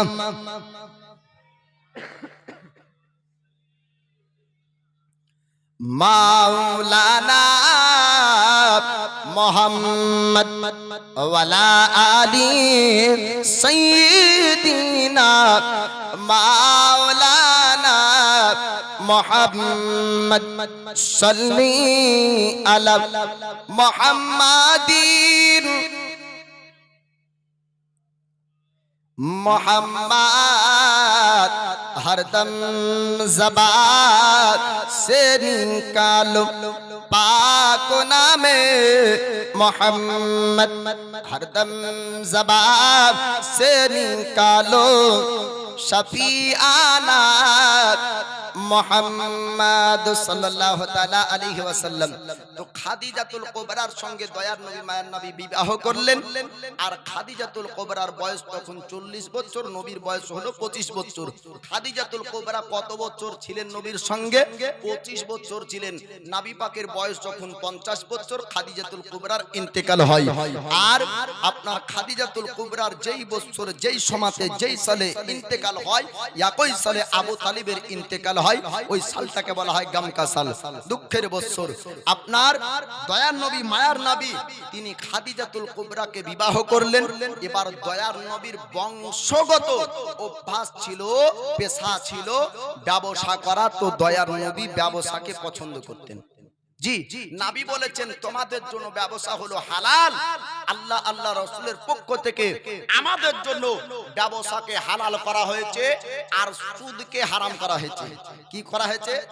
সুদকে হারাম করা হয়েছে। ধনী হতে চাও ব্যবসা করো, ধনী হতে চাও ব্যবসা করো। লটারি কেটে ধনী হওয়া যায় না। মালদা হাতে মনে হয় লটারি কাটেন, আমাদের মুর্শিদাবাদের কথা বলছি, কারণ আজকে জীবনী করে তো পালিয়ে যেতে পারবো না। আজকে শেষ রাত নয়, লটারি কথা বলবো, তারপরে দেখা গেল এদিকে রাস্তাতেই ধরলো। তো মালদাহার লোক হয়তো কাটে না, আমাদের মুর্শিদাবাদে যারা কাটে তাদের কথা বলছি, কারণ যাওয়ার পরে যা করবি করিস। আজ তো মালদাহা থেকে তো কোন রকম পাশিয়ে যায়, তাই না? তো মুর্শিদাবাদের লটারি কাটে, তাদের ধারণা কি জানেন? 700 টাকা 500 টাকা লটারি কাটার তারা ভাবে যে 5 লাখ টাকা বসে বসে পাবো। এই চিন্তা ভাবনা করে স্ত্রী গহনাগুলো বিক্রি হয়ে গেল, স্ত্রী মালা বিক্রি হয়ে গেল, স্ত্রীর যা হাতের চুড়ি ছিল বিক্রি হয়ে গেল। আর যদি কোনো ব্যক্তি 5 লাখ পেয়ে যায়, তো চায়ের দোকানে দাড়িওয়ালা চাচারা এবার প্রশংসা করে তার, হাই রে ওই পাড়ার কেলটু ওই কেলটু 5 লাখ টাকা পেয়েছে, তো এমন প্রশংসা করছে মনে হয় যে কেলটু উমরা হজ করে আসলো। লটারির হারাম টাকা পেয়েছে 5 লাখ টাকা, তো চাচারা পর্যন্ত প্রশংসা করে। আর এই প্রশংসা করাতে গুনাহে কাবিরা হবে বলে, কারণ আমি মুফতি না বড়, আমি আল্লামা নয়, আমি সাধারণ ক্ষুদ্র জ্ঞানের ব্যক্তি। কোন কারণ থেকে গুনাহ হবে শুনুন। যদি হারামের প্রশংসা করা হয়, ওই হারামের প্রশংসার কারণে আরেকজনের ভিতরে লালস জাগবে, আরেকজনের ভিতরে লোভ জাগবে যে ও 5 লাখ পেল, তা আমি পাবো না কেন, আমিও চেষ্টা করে দেখি। আরেকজনকে আপনার এলানের মাধ্যমে হারাম পথে ঠেলে দেওয়া হবে। এর জন্য হারামের প্রশংসা করাও হলো। আর ওই দোকানে যদি বলেন ছি ছি ছি রে, ওই পাড়ার কেলটু এবার 5 লাখ টাকার হারাম খাবে, ওকে ধিক্কার করে জানান, ছি ছি করেন, নিন্দা জানান, তাহলে ও আর গর্ব করে বলতে পারবে না যে আমি 5 লাখ পেলাম। যদি কোনো ব্যক্তি ব্যাংক ডাকাতি করে যদি চুরি করে 2 লাখ টাকা, তো বলে যে আমি 2 লাখ টাকা চুরি করেছি? কারণ বলে না, কারণ যখনই চোর ধরা পড়বে তো লোকে ছি ছি করে, চোর চোর চোর বলে না। তো এর জন্য ও বলতে ভয় করে, ঘৃণা করে। লটারির অবস্থা যদি সমাজ এমন ব্যবস্থা নিতে পারতাম, লটারি যারাই কাটবে তাদেরকে আমরা ঘৃণা জানাবো, তাহলে ও আর গর্ব করে বলতে পারবে না। ও ভিতরে ভিতরে খাবে আর দেখবেন বাড়বেও না। আর এমন লাইসেন্স করে দিয়েছে, ওপেন রোডে বিক্রি হয় আর চায়ের দোকানে আলোচনা হয়, গাহানো হয়। কেউ আমরা বারণও করি না, বরং প্রশংসা করি। আর ভাবে আর বলে আর একটা কথা, ভুল কথা কি, যে ওর ভাগ্য কি ভালো রে, 5 লাখ টাকা পেয়ে গেল। যে বলবে তার গুনাহ হবে, কারণ ওর ভাগ্য ভালো না যে লটারিতে টাকা পেয়েছে, তার ভাগ্য ভালো যে লটারিতে টাকা পায় না। কারণ বদনসিব ও ব্যক্তি যে হারামের রুজি খায়, খুশনসিব ও ব্যক্তি যে হালাল রুজি খায়। আল্লাহ যাকে ভালোবাসে তাকে হারাম খেতে দিবে না হিসাবে ও ব্যক্তি পায় না, আর আল্লাহ যাকে ভালোবাসে না ও ব্যক্তি হারামের টাকা পায়।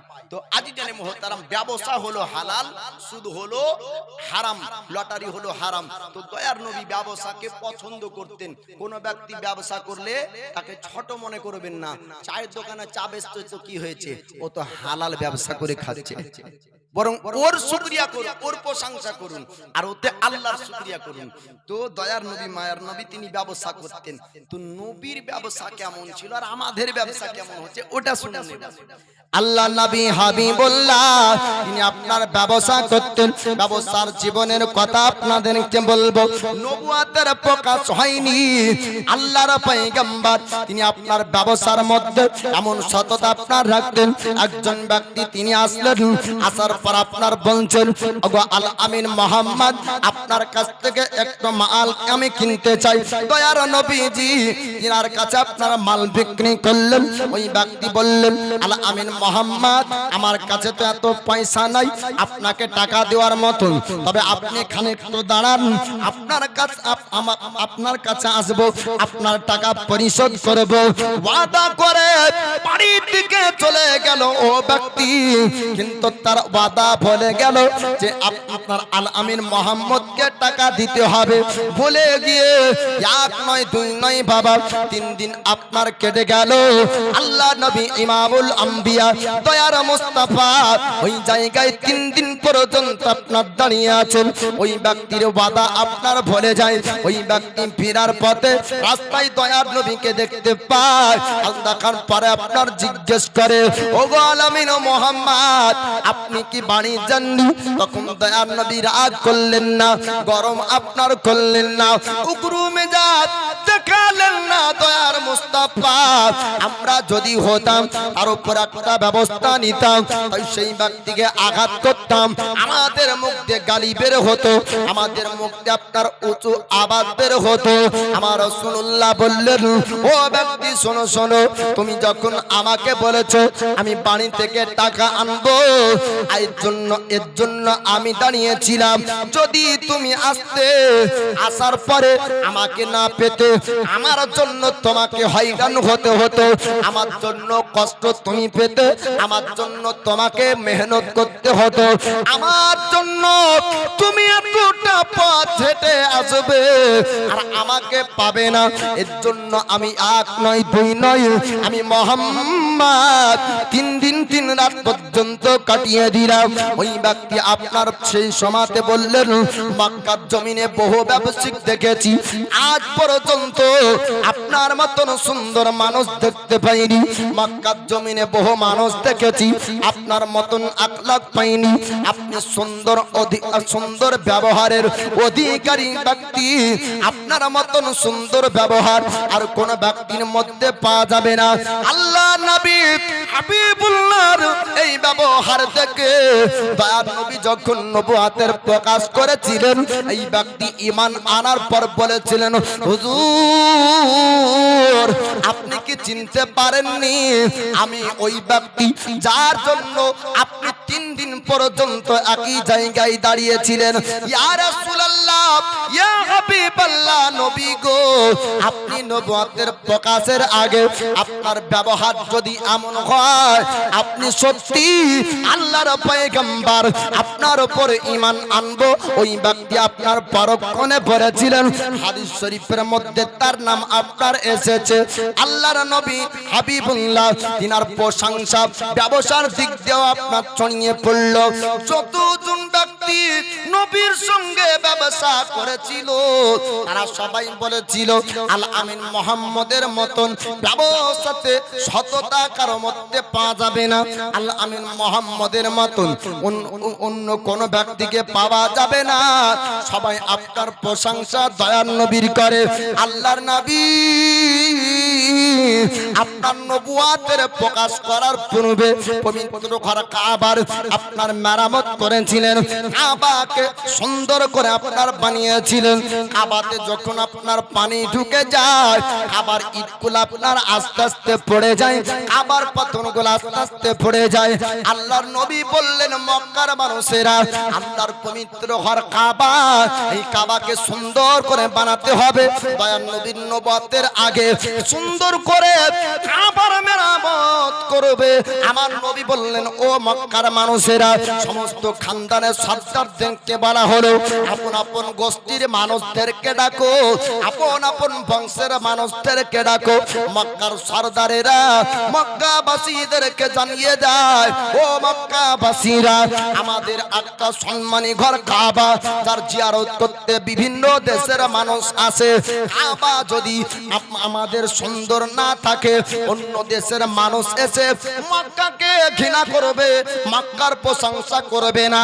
তাই কাবা সুন্দর করে বানাবো, কাবাতে সুন্দর করে পাথর লাগাবো, কাবায় পানি ঢুকে যায়, কাবার ইটগুলা পড়ে যায়। মক্কার বাসীদেরকে ডাক দেওয়া হলো, পুরো মক্কাবাসীরা তারা কাবার কাছে আসলো। আল্লাহর নবী বললেন, ও মক্কাবাসীরা, সুন্দর করে তোমরা পাথর আনো। সুন্দর সুন্দর পাথর আনা হলো। আমার দয়ার নবী বললেন, কাবাকে সুন্দর করে মেরামত করো, বানাও। কাবাতে আপনার পাথর চাপাই, কাবায় আপনার পাথর চাপাই। হিংসা কারো মধ্যে নাই, কারো মধ্যে রাগ নাই। আল আমিন ডাক দিয়েছে, আল আমিনের ডাকে সবাইকে চলতে হবে। কেন না আজ পর্যন্ত মোহাম্মদ কোন খারাপ জায়গায় ডাকেনি। আজ পর্যন্ত কোনদিন মোহাম্মদ খারাপ কিছুর জন্য কাউকে হুকুম করেনি। মোহাম্মদ যেহেতু ডেকেছে ভালোর জন্যই ডাকবে। কাবাকে সুন্দর করে বানাতে হবে। কাবার কাজ সবাই মিলে করলো।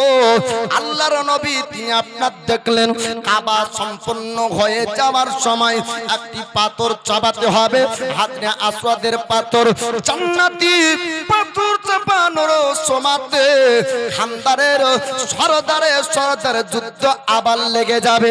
এক খানদানের সর্দার বলে, আমি এটাকে চাপাবো, আরেকজন বলে আমি চাপাবো, আরেকজন বলে আমি চাপাবো। সবাই আপনার বলাবলি করে, কেননা তারা জানতো কাবার উপরে এই পাথর যে ব্যক্তি চাপাবে আর ইজ্জত সম্মান বেড়ে যাবে, মানুষ তার প্রশংসা করবে, তার খানদানের ইজ্জত সম্মান বাড়বে। তাই সবাই বলল, এই পাথর আমি চাপাবো, আরেকজন ব্যক্তি বলে আমি চাপাবো। এমন করে বলা বলি যখন করে আমার নবী বললেন, ও মক্কার মানুষেরা তোমরা একটু দাঁড়িয়ে যাও। আমি মুহাম্মদ তোমাদেরকে একটা ফয়সালা দিয়েছিলাম, একটা মায়দা করেছিলাম, একটা মীমাংসা করেছিলাম। যদি কোনো সমস্যা দেখা যায় মক্কার জমিনে আলোচনায় বসতে হবে, তরবারি ওঠানোর প্রয়োজন থাকবে না। যদি কোনো সমস্যা দেখা যায় তোমরা গোষ্ঠীতে গোষ্ঠীতে বংশতে বংশতে যুদ্ধ যেন আর করো না। তোমাদের মধ্যে হিংসা দূর করে ফেলো। দয়ার নবী বললেন, আলোচনায় বসো, যেটি ফায়সালা হবে ওটি করা যাবে।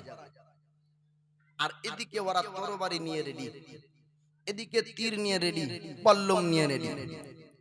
মহান আল্লাহ পাক আল্লাহ তাআলা একজন বৃদ্ধ ব্যক্তিকে পাঠিয়ে দেয়। ওই বৃদ্ধ ব্যক্তি আসার পর বলল, ও মক্কাবাসীরা তোমরা শোনো শোনো, তোমরা সমাধান করবে, আমার একটা পরামর্শ নাও তোমরা। আর আপনার বলল, আপনি কি পরামর্শ দিবেন? আপনি কি পরামর্শ দিবেন? সুন্দর চেহারার অধিকারী বৃদ্ধ ব্যক্তি বলল, ও মক্কাবাসীরা আমার মাসওয়ারা হলো এই, আমার পরামর্শ হলো এই, আজ যেহেতু পাথর চাপানো নিয়ে ঝামেলা হয়, আজকে কেউ পাথর চাপাবে না, সবাই বাড়ির দিকে চলে যাও। আর সবাই বাড়িতে যাওয়ার পরে আজ রাত্রিতে ঘুমিয়ে যাও। আগামীকাল সুবহে সাদিকে কাবার কাছে যে সর্বপ্রথম আসবে ওই ব্যক্তি পাথর চাপাতে পাবে। যেই ব্যক্তি কাবার চাতালে আগে আসতে পারবে ওই ব্যক্তি পাথর চাপাবে, আর যে পরে আসবে ও ব্যক্তি চাপাতে পাবে না। মক্কাবাসীরা সবাই আকবারকে মেনে নিল, সর্দার নাও স্বীকার করলো। যে ব্যক্তি আগে কাবার কাছে আসতে পারবে ওই ব্যক্তি আপনার কাবার উপরে এই হাজরে আসওয়াদ জান্নাতি পাথর চাপাতে পাবে। আপনার সবাই রাজি হয়ে গেল। রাত্রি বেলায় চলে যায়, বাড়িতে যাওয়ার পরে সবাই আরাম করে। আর সবার ধারণা চিন্তা হলো, কাবার কাছে আগে যদি যেতে পারি তবে জান্নাতি পাথর চাপাতে পাবো, খানদানের ইজ্জত বাড়বে, খানদানের সম্মান বাড়বে। সবাই আপনার চিন্তা ভাবনা করলো। বাড়ি আপনার যাবার পরে শোয়, আর শুয়ে শুয়ে চিন্তা ভাবনা করে। কেউ ঘোড়ার পিঠে চড়ে, কেউ উটের পিঠে চড়ে, সবারই নিয়ে আপনার ছুটতে থাকে কাবার চাতালে আসার জন্য। সবারই তো চেষ্টা থাকবেই যে এই পাথর যদি আমি চাপাই তো আমার খানদানের সম্মান বাড়বে, আর এই আমার প্রশংসা হবে। তো সবাই রাত্রিবেলায় ঠিক করে আর ঘুমায় না। কম্পিটিশন যখন প্রতিযোগিতাটা হবে তো রাত্রিতে দেখবেন ঠিক মতন ঘুম হবে না। ফার্স্ট হইতেই হবে আমাকে, ফার্স্ট হইতেই হবে আমাকে, এরকম চিন্তা হয় না, হবে না? তো রাত্রি বেলাতে সবাই চিন্তা ভাবনা করে যে ঘোড়া নিয়ে কেউ ছুটে, কেউ উট নিয়ে ছুটে, আর প্রত্যেক সর্দারের টার্গেট হলো আমি আগে পৌঁছাবো। এ ভাবছে আমি আগে পৌঁছাবো, সবাই ভাবে যে আমি আগে পৌঁছাবো।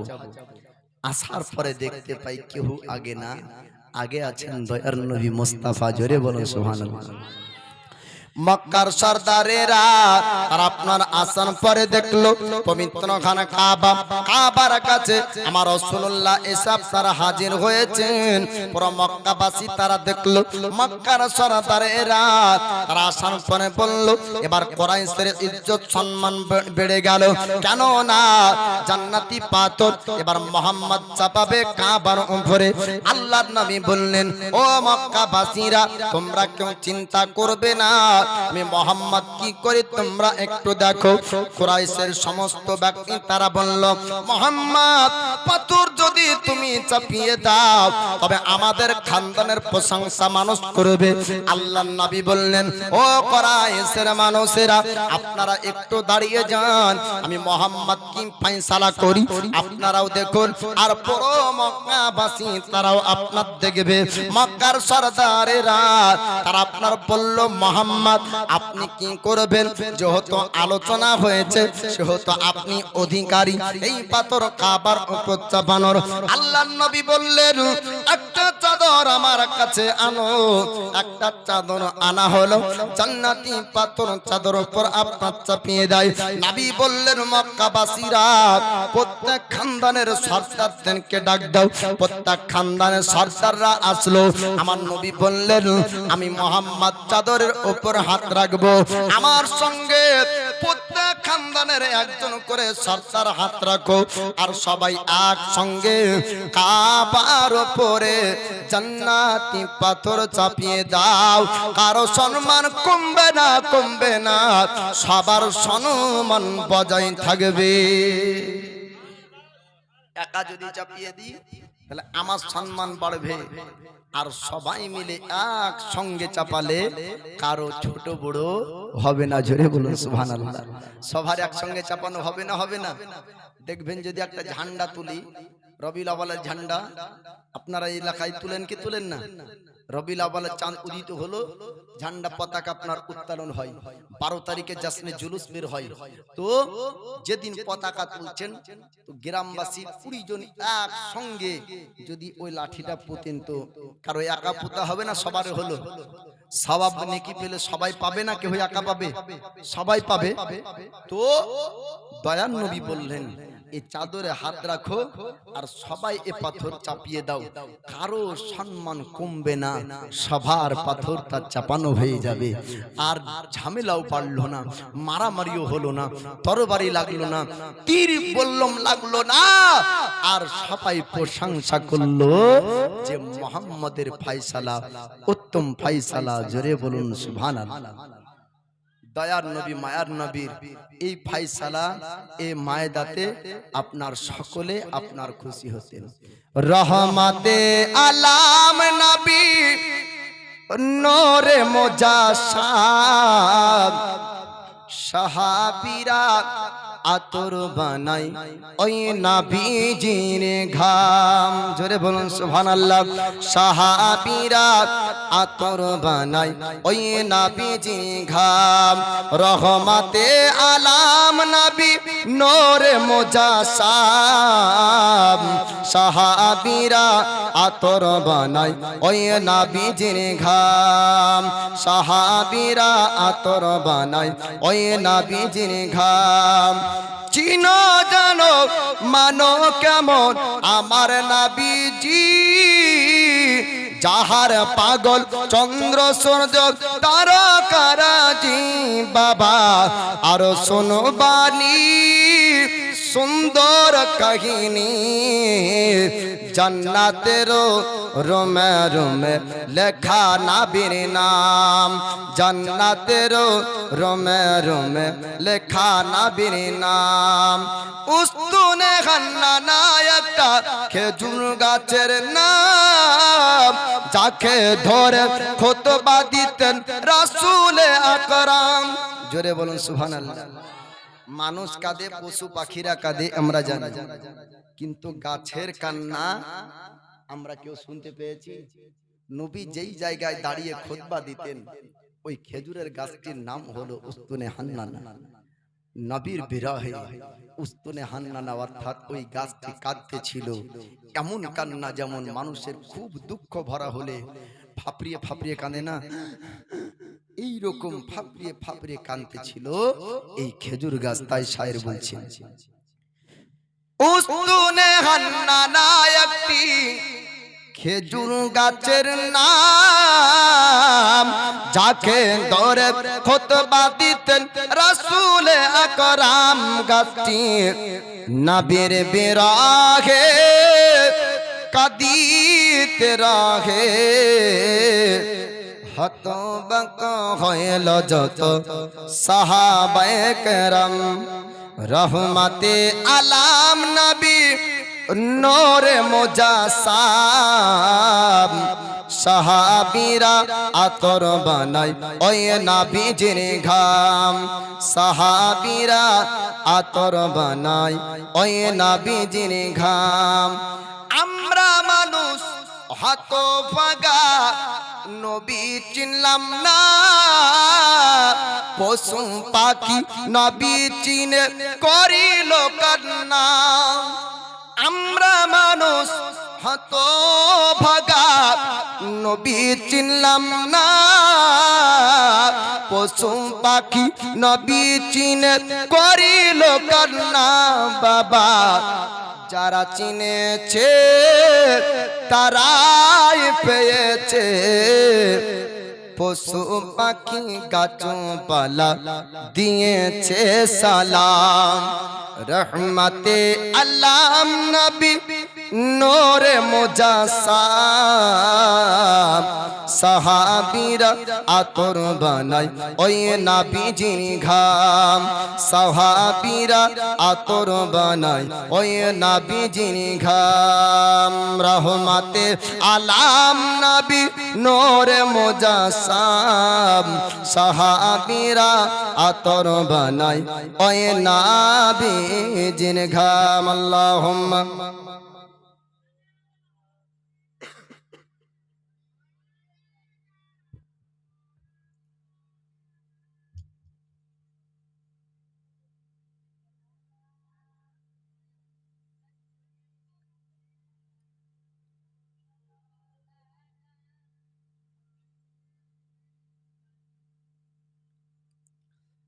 हरदम ज़बान से निकालो पाक नामे मोहम्मद, हरदम ज़बान से निकालो शफीआना मोहम्मद सल्लल्लाहु ताला अलैहि वसल्लम।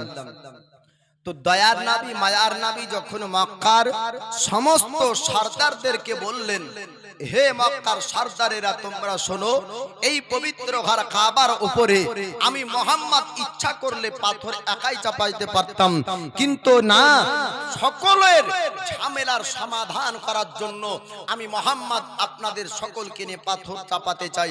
সকলে মিলে পাথর চাপালেন আর সমস্ত সরদারেরা বলল মোহাম্মদের ফয়সালা উত্তম ফয়সালা। এবার দয়ার নবী মায়ার নবীর আস্তে আস্তে বয়স বাড়তে বাড়তে 40 বছরের পূর্বে আল্লাহর নবী একটি গর্তে যেতেন এবং আল্লাহর ধ্যানে মশগুল থাকতেন। গর্তটির নাম হলো গারে হেরা। আপনারা সকলে জানেন গারে হেরা, জাবালে হেরা একটি পাহাড়, ওই পাহাড়ের ভিতরে একটি গর্ত ছিল গার, ওই তার জন্য ওই গর্তটিকে বলা হয় গারে হেরা, হেরা গুহের গর্তে দয়ার নবী মায়ার নবী যেতেন এবং আল্লাহর জিকির আজকারে মশগুল থাকতেন। খাদিজাতুল কুবরা তিনি বলছেন যে কতক্ষণ সময় পর্যন্ত থাকতেন, তো খাদিজাতুল কুবরা বলে কিতাবের মধ্যে আছে যে দয়ার নবী মায়ার নবী কখনো আপনার আসতেন বাড়ি খাবার খেয়ে যেতেন এবং কখনো খাদিজাতুল কুবরা তিনি খাবার গারে হেরা পর্যন্ত নিয়ে যেতেন। একদিন, 2 দিন, 3 দিন পর্যন্ত আসতেন না দয়ার নবী। আল্লাহর নবী হাবিবুল্লাহ আল্লাহর জিকিরে মশগুল হতেন। 40 বছর বয়স যখন আপনার শুরু হয়, আস্তে আস্তে জিকির আপনার বেড়ে যায়। আল্লাহর নবী হাবিবুল্লাহ আল্লাহ দেন আপনার মশগুল হয়ে যায়। আমার আল্লাহ পাক আপনার ওহী অবতীর্ণ করবেন, নবী করে আপনার পৃথিবীর জমিনে পাঠিয়েছেন। আল্লাহ পাক এবার প্রকাশ করবেন নবুয়াতের। আমার আল্লাহ পাক যতদিন পর্যন্ত নবীকে আপনার নবুয়াতের প্রকাশ করার অনুমতি দেননি, অতদিন পর্যন্ত নবুয়াতের প্রকাশ হয়নি। এবার আপনারা শুনবেন আমার নবীর দ্বারাতে কি আপনার হয়েছিল। আজ থেকে আপনাদেরকে এখন থেকে শুরু করব। আল্লাহর নবী হাবিবুল্লাহ তিনি 40 বছর বয়স যখন আপনার হয়ে যায়, আমার আল্লাহ পাক আল্লাহ তাআলা জিবরিল আমিন ফেরেশতাকে পাঠিয়ে দেন। গারে হেরাতে জিবরিল আমিন আসলো। আসার পরে আপনার দয়ার নবীকে বলেন, হুজুর আপনি পড়ুন। আপনি পড়তে শুরু করুন। আমার দয়ার নবী বললেন, ওগো জিবরিল তুমি শোনো, আমি মুহাম্মদ পড়ব না, আপনার জিবরিল আমিন বললেন পড়ুন। আপনার নবী বললেন পড়ব না। দুনিয়ার ওহাবি আপনার বলেছে নবী উম্মি, নবীকে উম্মি আপনার বলেছে ওহাবিরা নবী পড়তে জানতেন না। নবী বললেন পড়তে পারবো না। না না, আমার নবী পড়তে পারবো না এমন কথা বললেন না। আমার নবী নবী বললেন জিবরিল আমি মুহাম্মদ পড়ি না, আমি মুহাম্মদ পড়বো না, আমি মুহাম্মদ পড়ি না পড়বো না। এমন কথা আপনার বলার পরে জিবরিল আমিন আবার আপনার সিনার সঙ্গে ধরলেন, ধরার পর আপনার ছেড়ে দিলেন আর বললেন আপনি পড়ুন। আমার দয়ার পয়গম্বর তিনি আপনার বললেন পড়বো না, আমি পড়ি না, আবার সিনার সঙ্গে ধরেন, আবার আপনার ছেড়ে দিলেন, পড়তে বললেন। নবী বললেন আপনার পড়বো না। দুইবার এইরকম ছেড়ে দেওয়ার পরে দ্বিতীয়বার আপনার জড়িয়ে ধরলেন, ধরার পর আপনার ছেড়ে দেয় আর বললেন আপনার রবের নামে পড়ুন। প্রথম ওহী আপনার অবতীর্ণ হয় ইকরা বিসমি রাব্বিকাল্লাযী খালাক। আমার আল্লাহ পাক আল্লাহ তাআলা জানিয়ে দেয় জিবরিল আমার বন্ধু আমার হাবিবকে আমার নাম বলো। যখনই আপনার জিবরিল আমিন বললেন হুজুর ইয়া রাসূলুল্লাহ ইয়া হাবিবাল্লাহ, ওগো আল্লাহর পয়গম্বর আপনার রবের নামে আপনি পড়ুন। তখন দয়ার নবী আপনার পড়তে লাগলেন।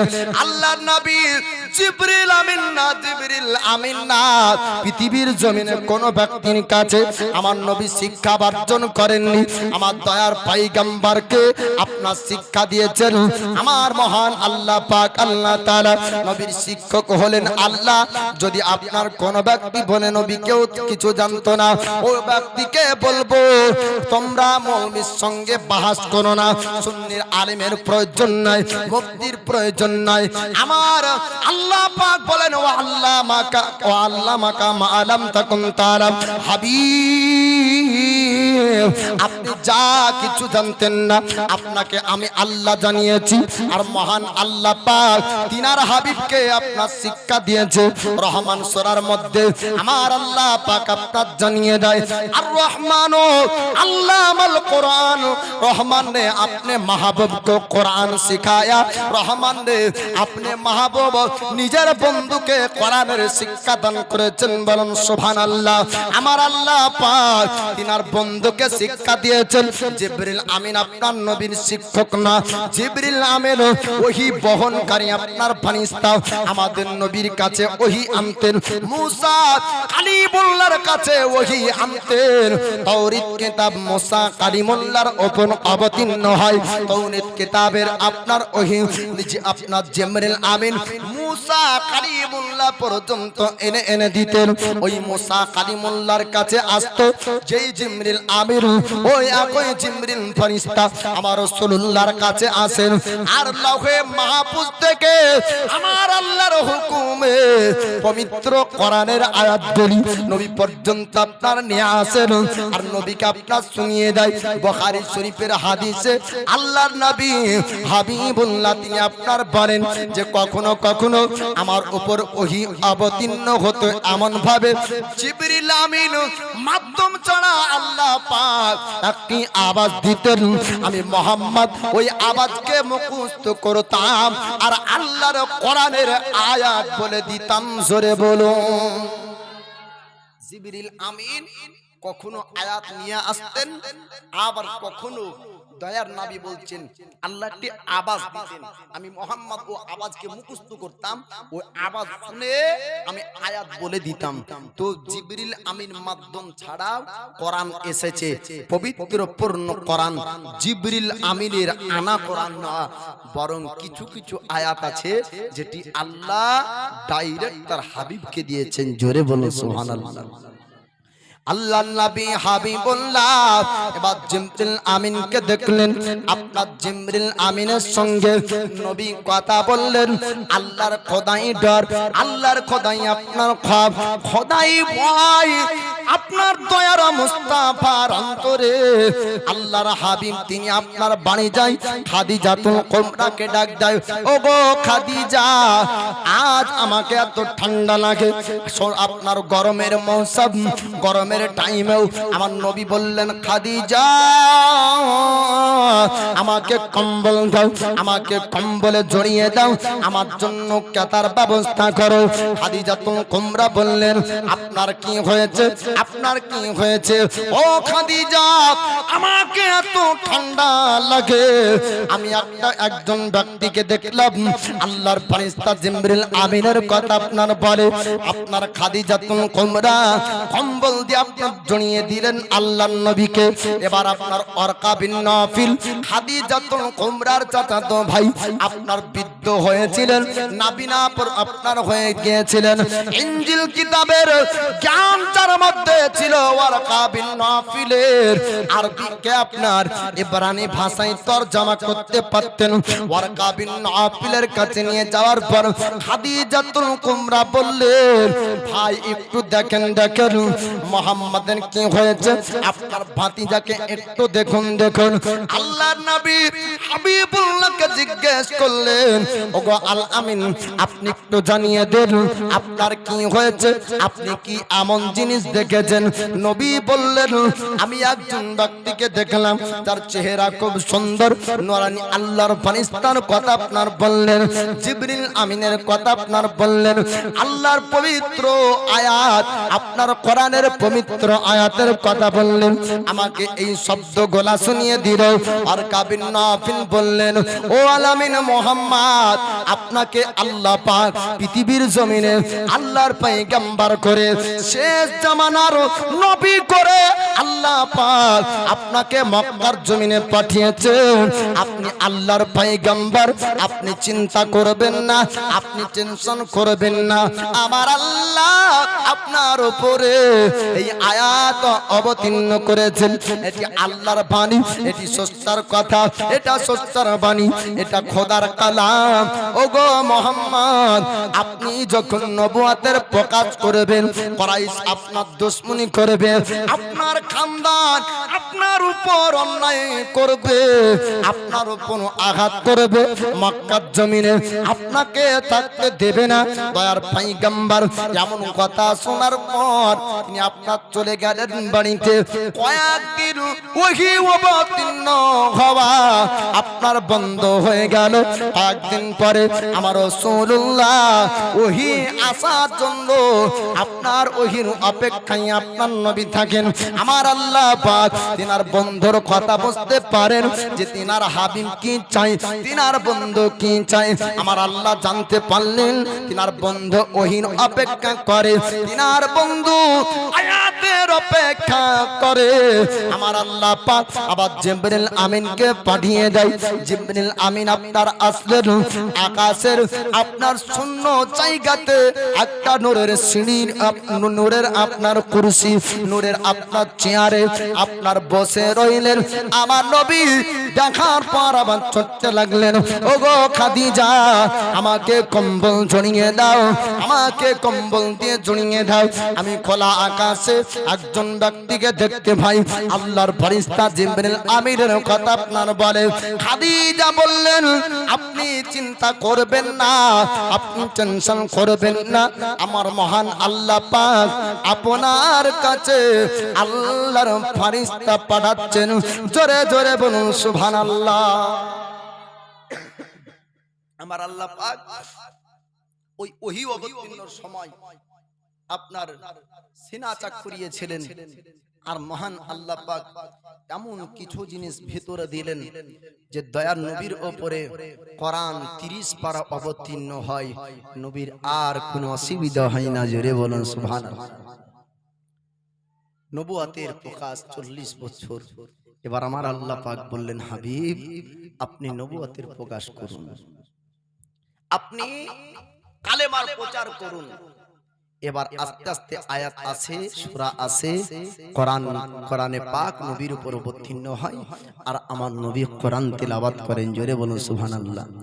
আমার আল্লাহ পাক আল্লাহ তাআলা তিনি আপনার বললেন, হাবিব, আপনি শুনিয়ে দেন, আপনি জানিয়ে দেন, আমি আল্লাহ আপনাকে মক্কার জমিনে সাধারণ মানুষ করে পাঠাইনি, আপনাকে আমার নবী করে পাঠিয়েছি, রাসূল করে পাঠিয়েছি। এক আল্লাহর ইবাদতের কথা আপনি বলেন। আল্লাহর নবী হাবিবুল্লাহ তিনি আপনার মক্কার মানুষদেরকে এবার আপনার কালেমার প্রচার করবে। সর্বপ্রথম নবুয়তের যখন প্রকাশ হয় আপনার মহিলার মধ্যে সর্বপ্রথম একজন মহিলা ঈমান আনে দয়ার পয়গম্বরের বিবি উম্মুল মুমিনিন সমস্ত মুমিনের মা খাদিজাতুল কুবরা পুরুষ আজাদ ব্যক্তিদের মধ্যে সর্বপ্রথম ঈমান আনলেন হযরত আবু বকর সিদ্দিক আর আপনার সর্বপ্রথম গোলামের মধ্যে যায়েদ বিন হারিস ঈমান আনলেন ছোট্ট বাল্যদের মধ্যে হযরত আলী শেরখোদা মুশকিল কোসা হায়দার কান্নার ঈমান আনলেন চারজন ব্যক্তিকে আপনার প্রথম বলা হয় মহিলার মধ্যে খাদিজাতুল কুবরা পুরুষের মধ্যে আবু বকর গোলামের মধ্যে যায়েদ বিন হারিস ছোট্টদের মধ্যে আলী শেরখোদা আবু বকর সিদ্দিকের দাঁড়াতে আস্তে আস্তে আপনার ওসমান গনি ঈমান আনলেন আব্দুর রহমান বিন আউফ ঈমান আনলেন সাহাবীদের একটি জামাত তৈরি হয় আমার আল্লাহ পাক আল্লাহ তাআলা আপনার বললেন হাবিব আপনি এবার কুরাইশদের কাছে আপনার যান 3 বছর বয়স 3 বছর পর্যন্ত আমার নবী গোপন ইসলাম প্রচার করেছিলেন আপনার প্রকাশ করেননি আমার আল্লাহ পাক আপনার বললেন হাবিব আপনি কুরাইশের কাছে যান কুরাইশের মানুষদেরকে আপনি ডাক দেন কুরাইশদেরকে আপনি বলুন আমি আল্লাহ আপনাকে পৃথিবীর জমিনে আমার নবী রাসূল করে পাঠিয়েছি আল্লাহ নবী তিনি চললেন কুরাইশের কাছে আর যাওয়ার পরে বললেন ও কুরাইশের মানুষেরা তোমরা একটু শোনো শোনো পাহাড়ের কিনারা আপনার নিয়ে যাওয়া হলো কুরাইশের মানুষ পাহাড়ের কাছে যায় আর যাওয়ার পর আপনার বললেন ওগো আলামিন মুহাম্মদ আমাদেরকে কেন ডেকেছেন পাহাড়ের কাছে আমার নবী বললেন ও কুরাইশের মানুষ আপনাদেরকে পাহাড়ের কাছে ডেকেছি কারণ হলো এই যে আপনারা বিশ্বাস আমাকে করেন কিনা একটু পরীক্ষা করতে চাই কুরাইশের মানুষ বলল ওগো আলামিন মুহাম্মদ আজ পর্যন্ত আপনি কাউকে ধোঁকা দেননি আজ পর্যন্ত কারো সঙ্গে আপনি অন্যায় করেননি আপনি যা বলবেন আপনার কথা বিশ্বাস করব জোরে বলুন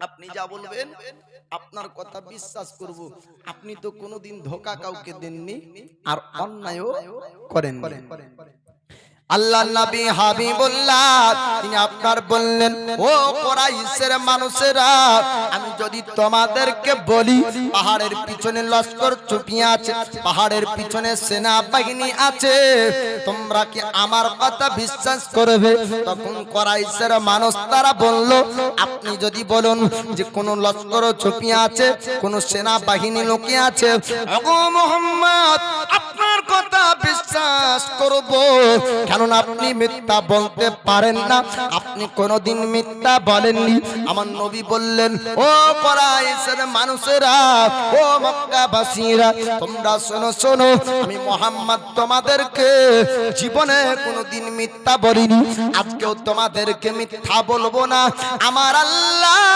তোমাদের কাছে আমাকে নবী ও রাসূল করে পাঠিয়েছে তোমরা রাত উজ্জার ইবাদত ত্যাগ করো মূর্তির পূজার ইবাদত বন্ধ করো তোমরা এক আল্লাহর ইবাদত করো ওয়াহদানিয়াতের প্রচার করলেন মহান আল্লাহ পাক ওই আল্লাহর ইবাদত করো যে আল্লাহ সূর্য নক্ষত্র সৃষ্টি করেছে তোমরা যার পূজা করো আল্লাহ পাক ওটা সৃষ্টি করেছে পাথর আল্লাহ বানিয়েছে পানি আল্লাহ সৃষ্টি করেছে আগুন আল্লাহ সৃষ্টি করেছে আগুনের পূজা তোমরা করবে না পাথরের পূজা তোমরা করবে না পানির পূজা তোমরা করবে না সূর্য নক্ষত্রের পূজা বন্ধ করে দাও আমার আল্লাহর ইবাদত করতে হবে যে মহান আল্লাহ পাক সমস্ত কিছুকে সৃষ্টি করেছে আমার আল্লাহ পৃথিবীর জমিনে আমাকে আল্লাহর নবী করে পাঠিয়েছে আমার প্রতি তোমাদেরকে ঈমান আনতে হবে পড়ে লা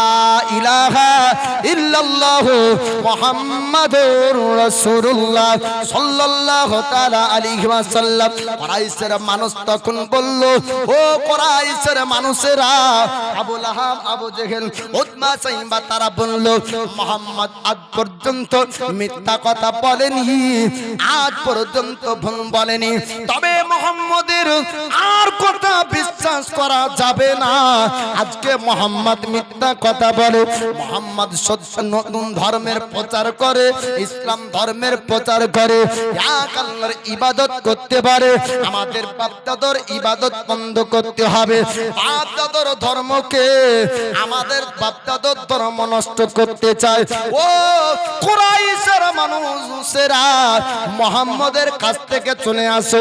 আবু লাহাব, আবু জেহেল, উতবা, সাইবা তারা কুরাইশদেরকে ডাক দিল, মক্কার মানুষদেরকে আর আপনার ডাক দিল। আমার আল্লাহ বললেন, হাবিব আপনি চিন্তা করবেন না, আপনি ধর্মের প্রচার করুন, আমি আল্লাহ আপনার প্রচার আগে বাড়াবো। জোরে বলুন সুবহানাল্লাহ। ভালোর সঙ্গে আপনি থাকবেন, আপনার সঙ্গে আল্লাহ থাকবে। ভালো কাজ থেকে পিছনে যতই খিচার চেষ্টা কেউ করুক না কেন, আল্লাহ ও ব্যক্তির সঙ্গে থাকে যে ভালোর সঙ্গে থাকে। জোরে বলুন সুবহানাল্লাহ।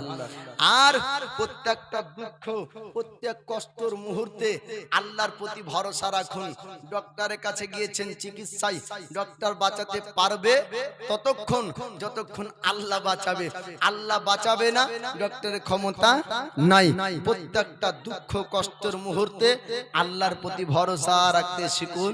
আমার আল্লাহ পাক, আমার আল্লাহ তাআলা ভরসাকারীর ভরসা ভঙ্গ করে না। জোরে বলুন সুবহানাল্লাহ। জি, যখন ফেরাউন 12,000 বাচ্চাকে মায়ের কোল থেকে জবাই করেছিল, আল্লাহ পাক মুসা কালিমুল্লাহকে পাঠিয়েছিলেন। তো মুসা নবীর মাকে আমার আল্লাহ বলেছিলেন, ওরে আমার বান্দি চিন্তা করিস না, যখন তোর বাচ্চা ভূমিষ্ঠ হবে তোর স্তন থেকে দুধ পান করাবি। যদি বাচ্চা কান্না করে ফেরাউনের সেনাবাহিনীরা জানতে পারে, দরিয়ায় আমার ভরসায় ভাসিয়ে দিবি, আমি আল্লাহ জিন্দা রাখবো। জোরে বলবেন না সুবহানাল্লাহ। তো আল্লাহর প্রতি ভরসা রাখলে আমার আল্লাহ তার ভরসা ভঙ্গ করবে না। তো দয়ার নবীকে বলছেন, আল্লাহ হাবিব আপনি প্রচার করুন, আমি আপনার প্রচার আগে বাড়াবো। আমাদের প্রত্যেকটা দুঃখের সময় কে আমাদের সাথে থাকবেন? কে থাকবেন? আমার আল্লাহ।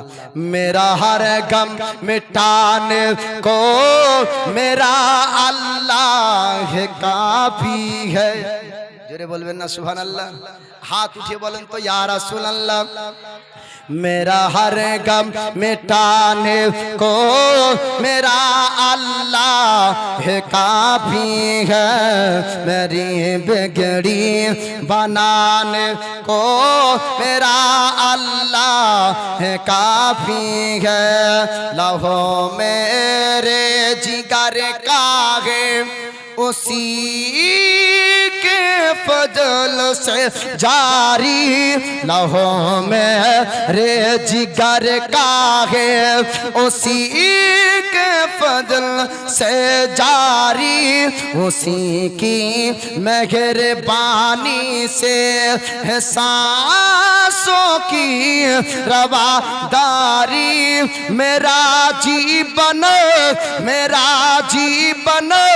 सजाने को मेरा अल्लाह काफी है, मेरा हर गम मिटाने को मेरा अल्लाह काफी है, मेरा हर गम मिटाने को मेरा अल्लाह काफी है। वही सब जा उगाता है, वही गुलशन सजाता है, वही सब जा उगाता है, वही गुलशन सजाता है। अनाजो का सजर उसके करमों से लगाता है। मुझे खाना खिलाने को मेरा अल्लाह काफी है मेरा हर गम मिटाने को मेरा अल्लाह है काफी है मेरी बिगड़ी बनाने को मेरा अल्लाह है काफी है वही दरिया में मूसा के लिए रास्ता बनाता है वही दरिया में मूसा के लिए रास्ता बनाता है वही यूनुस को मछली के शिकम भी बचाता है वही दरिया में मूसा के लिए रास्ता बनाता है वही यूनुस को मछली के शिकम में भी बचाता है हर एक मंजर दिखाने को मेरा अल्लाह काफी है मेरा हर गम मिटाने को मेरा अल्लाह काफी है मेरा हर गम मिटाने को मेरा अल्लाह काफी है আল্লাহর প্রতি ভরসা থাকলে জি ময়দানে চাষ করলেও চাষ ভালো হবে আর বিপদের সময়তে দরিয়াতেও রাস্তা হবে তাই না যেমন মুসা নবীর জন্য হয়েছিল তো আল্লাহর নবী কুরাইশদেরকে ডাক দিয়ে বললেন তো কুরাইশরা ওই সময়তে বলল মুহাম্মদ আজ পর্যন্ত যদিও বা মিথ্যা না বলেছে আজ বলল এ বাচ্চারা এ মালদাহার ছেলেরা খুব ভালো বলে সোশ্যাল মিডিয়াতে মোবাইলে রেকর্ডিং করে নিল হ্যাঁ আর এটা যদি নেটে ছাড়ে তো বলবে যে কি মৌলবীরাও মিথ্যা বলে রে হ্যাঁ তোমরা চুপ করে চুপচাপ বসবে মুর্শিদাবাদের মানুষ যত ঠান্ডা তত রাগী একটু তোমরা সুবহানাল্লাহ একটু ঠান্ডা ভাবে থাকো ভাই তোমরা ছোট ছোট ভাই ভাই করে তোমরা নেকি বেশি পাবা আজকে তোমরা সুন্দর পরিবেশে ছিলে গতকালকে দেখলাম তো ভাবলাম যে নতুন মানুষ বলতে যাব যে মনে হয় ঘুরে আমাদেরকে বকবে হ্যাঁ হয়তো এলাকার পরিবেশ তাই হতে পারে যে বাচ্চারা চিল্লাবে আর বড়রা শুনবে আর বড়দের শোনাতে এরা অসুবিধা আনবে হ্যাঁ তো পরক্ষণে বুঝলাম যে কি না এটা এই মালদাহার পরিবেশে এগুলা হয় কিন্তু ওদেরকে বুঝিয়ে নিতে হবে এরা ভালো ছেলে তোমাদের আমি একটু অনুরোধ করব তোমরা চিল্লাচিল্লিটা করবা না এরভাবে চুপচাপ বসে থাকো হ্যাঁ আর গল্প পরে করবে ওয়াজ শেষ হলে করবে তো আল্লাহর নবী হাবিবুল্লাহ কুরাইশদেরকে বললেন ও কুরাইশের মানুষেরা তোমরা আমার উপর ঈমান আনো আর এক আল্লাহর ইবাদত করো ওই আল্লাহর ইবাদত করো যে আল্লাহ সূর্য নক্ষত্র তারা পানি আগুন পাহাড় পর্বত সব সৃষ্টি করেছে তোমরা যার ইবাদত করছো তাকে ওই আল্লাহ সৃষ্টি করেছে জোরে বলো সুবহানাল্লাহ আবু লাহাব উতবা সাইবা আবু জেহেল তারা বলল মুহাম্মদ আজ পর্যন্ত যদিও বা মিথ্যা না বলে এখন মুহাম্মদ মিথ্যা কথা বলে এই মুহাম্মদের কথা বিশ্বাস করা যাবে না মুহাম্মদের কথা মানা যাবে না আমাদের বাপ-দাদার ধর্ম আমরা নষ্ট করব না আমরা বাপ-দাদার ধর্ম পালন করব আমরা যার ইবাদত করি তার ইবাদত করব আমরা যাকে মানি আমরা তাকে মানব আমরা মুহাম্মদের কথা মানব না আল্লাহর নবী হাবিবুল্লাহ তিনি আপনার ওখান থেকে চলে গেলেন এবার পূর্বে থেকে যারা শিরকের প্রতিবাদ করত ওই ব্যক্তিরা তারা যখন শুনলো যে এক আল্লাহর ইবাদত করার হুকুম মুহাম্মদ দিতে চায় তখন তারা আসলো আসার পরে বললেন হুজুর ওগো আল্লাহর পয়গম্বর আমরা শিরকের প্রতিবাদ করতাম আমরা এক আল্লাহর প্রতি বিশ্বাস বিশ্বাসী, আমরা আপনার প্রতি ঈমান আনবো। তারা আপনার মুসলমান হয়ে গেল। মক্কাবাসীরা তারা আপনার বলেছিল মুহাম্মদ বড় জাদুকর। আস্তে আস্তে এত সংখ্যক মুসলমান কেমন করে হয়? মুহাম্মদ মনে হয় কারো উপর জাদু করে। না না, আমার দয়ার পয়গম্বর আর উপর আপনার জাদু করেননি। আল্লাহর পয়গম্বর কেমন করে ইসলাম প্রচার করেছেন আপনাদেরকে বলবো বাবা। আমার রাসূলুল্লাহ আল্লাহর পবিত্র কোরআন আপনার তেলাওয়াত করতেন, আর কোরআনের আওয়াজ এত সুন্দর, তেলাওয়াতের আওয়াজ এত সুন্দর। আমার নবী যখন তেলাওয়াত করতেন আপনার বনের পশুরা পর্যন্ত আমার রাসূলুল্লাহ তেলাওয়াত শোনার জন্য ভিড় করত।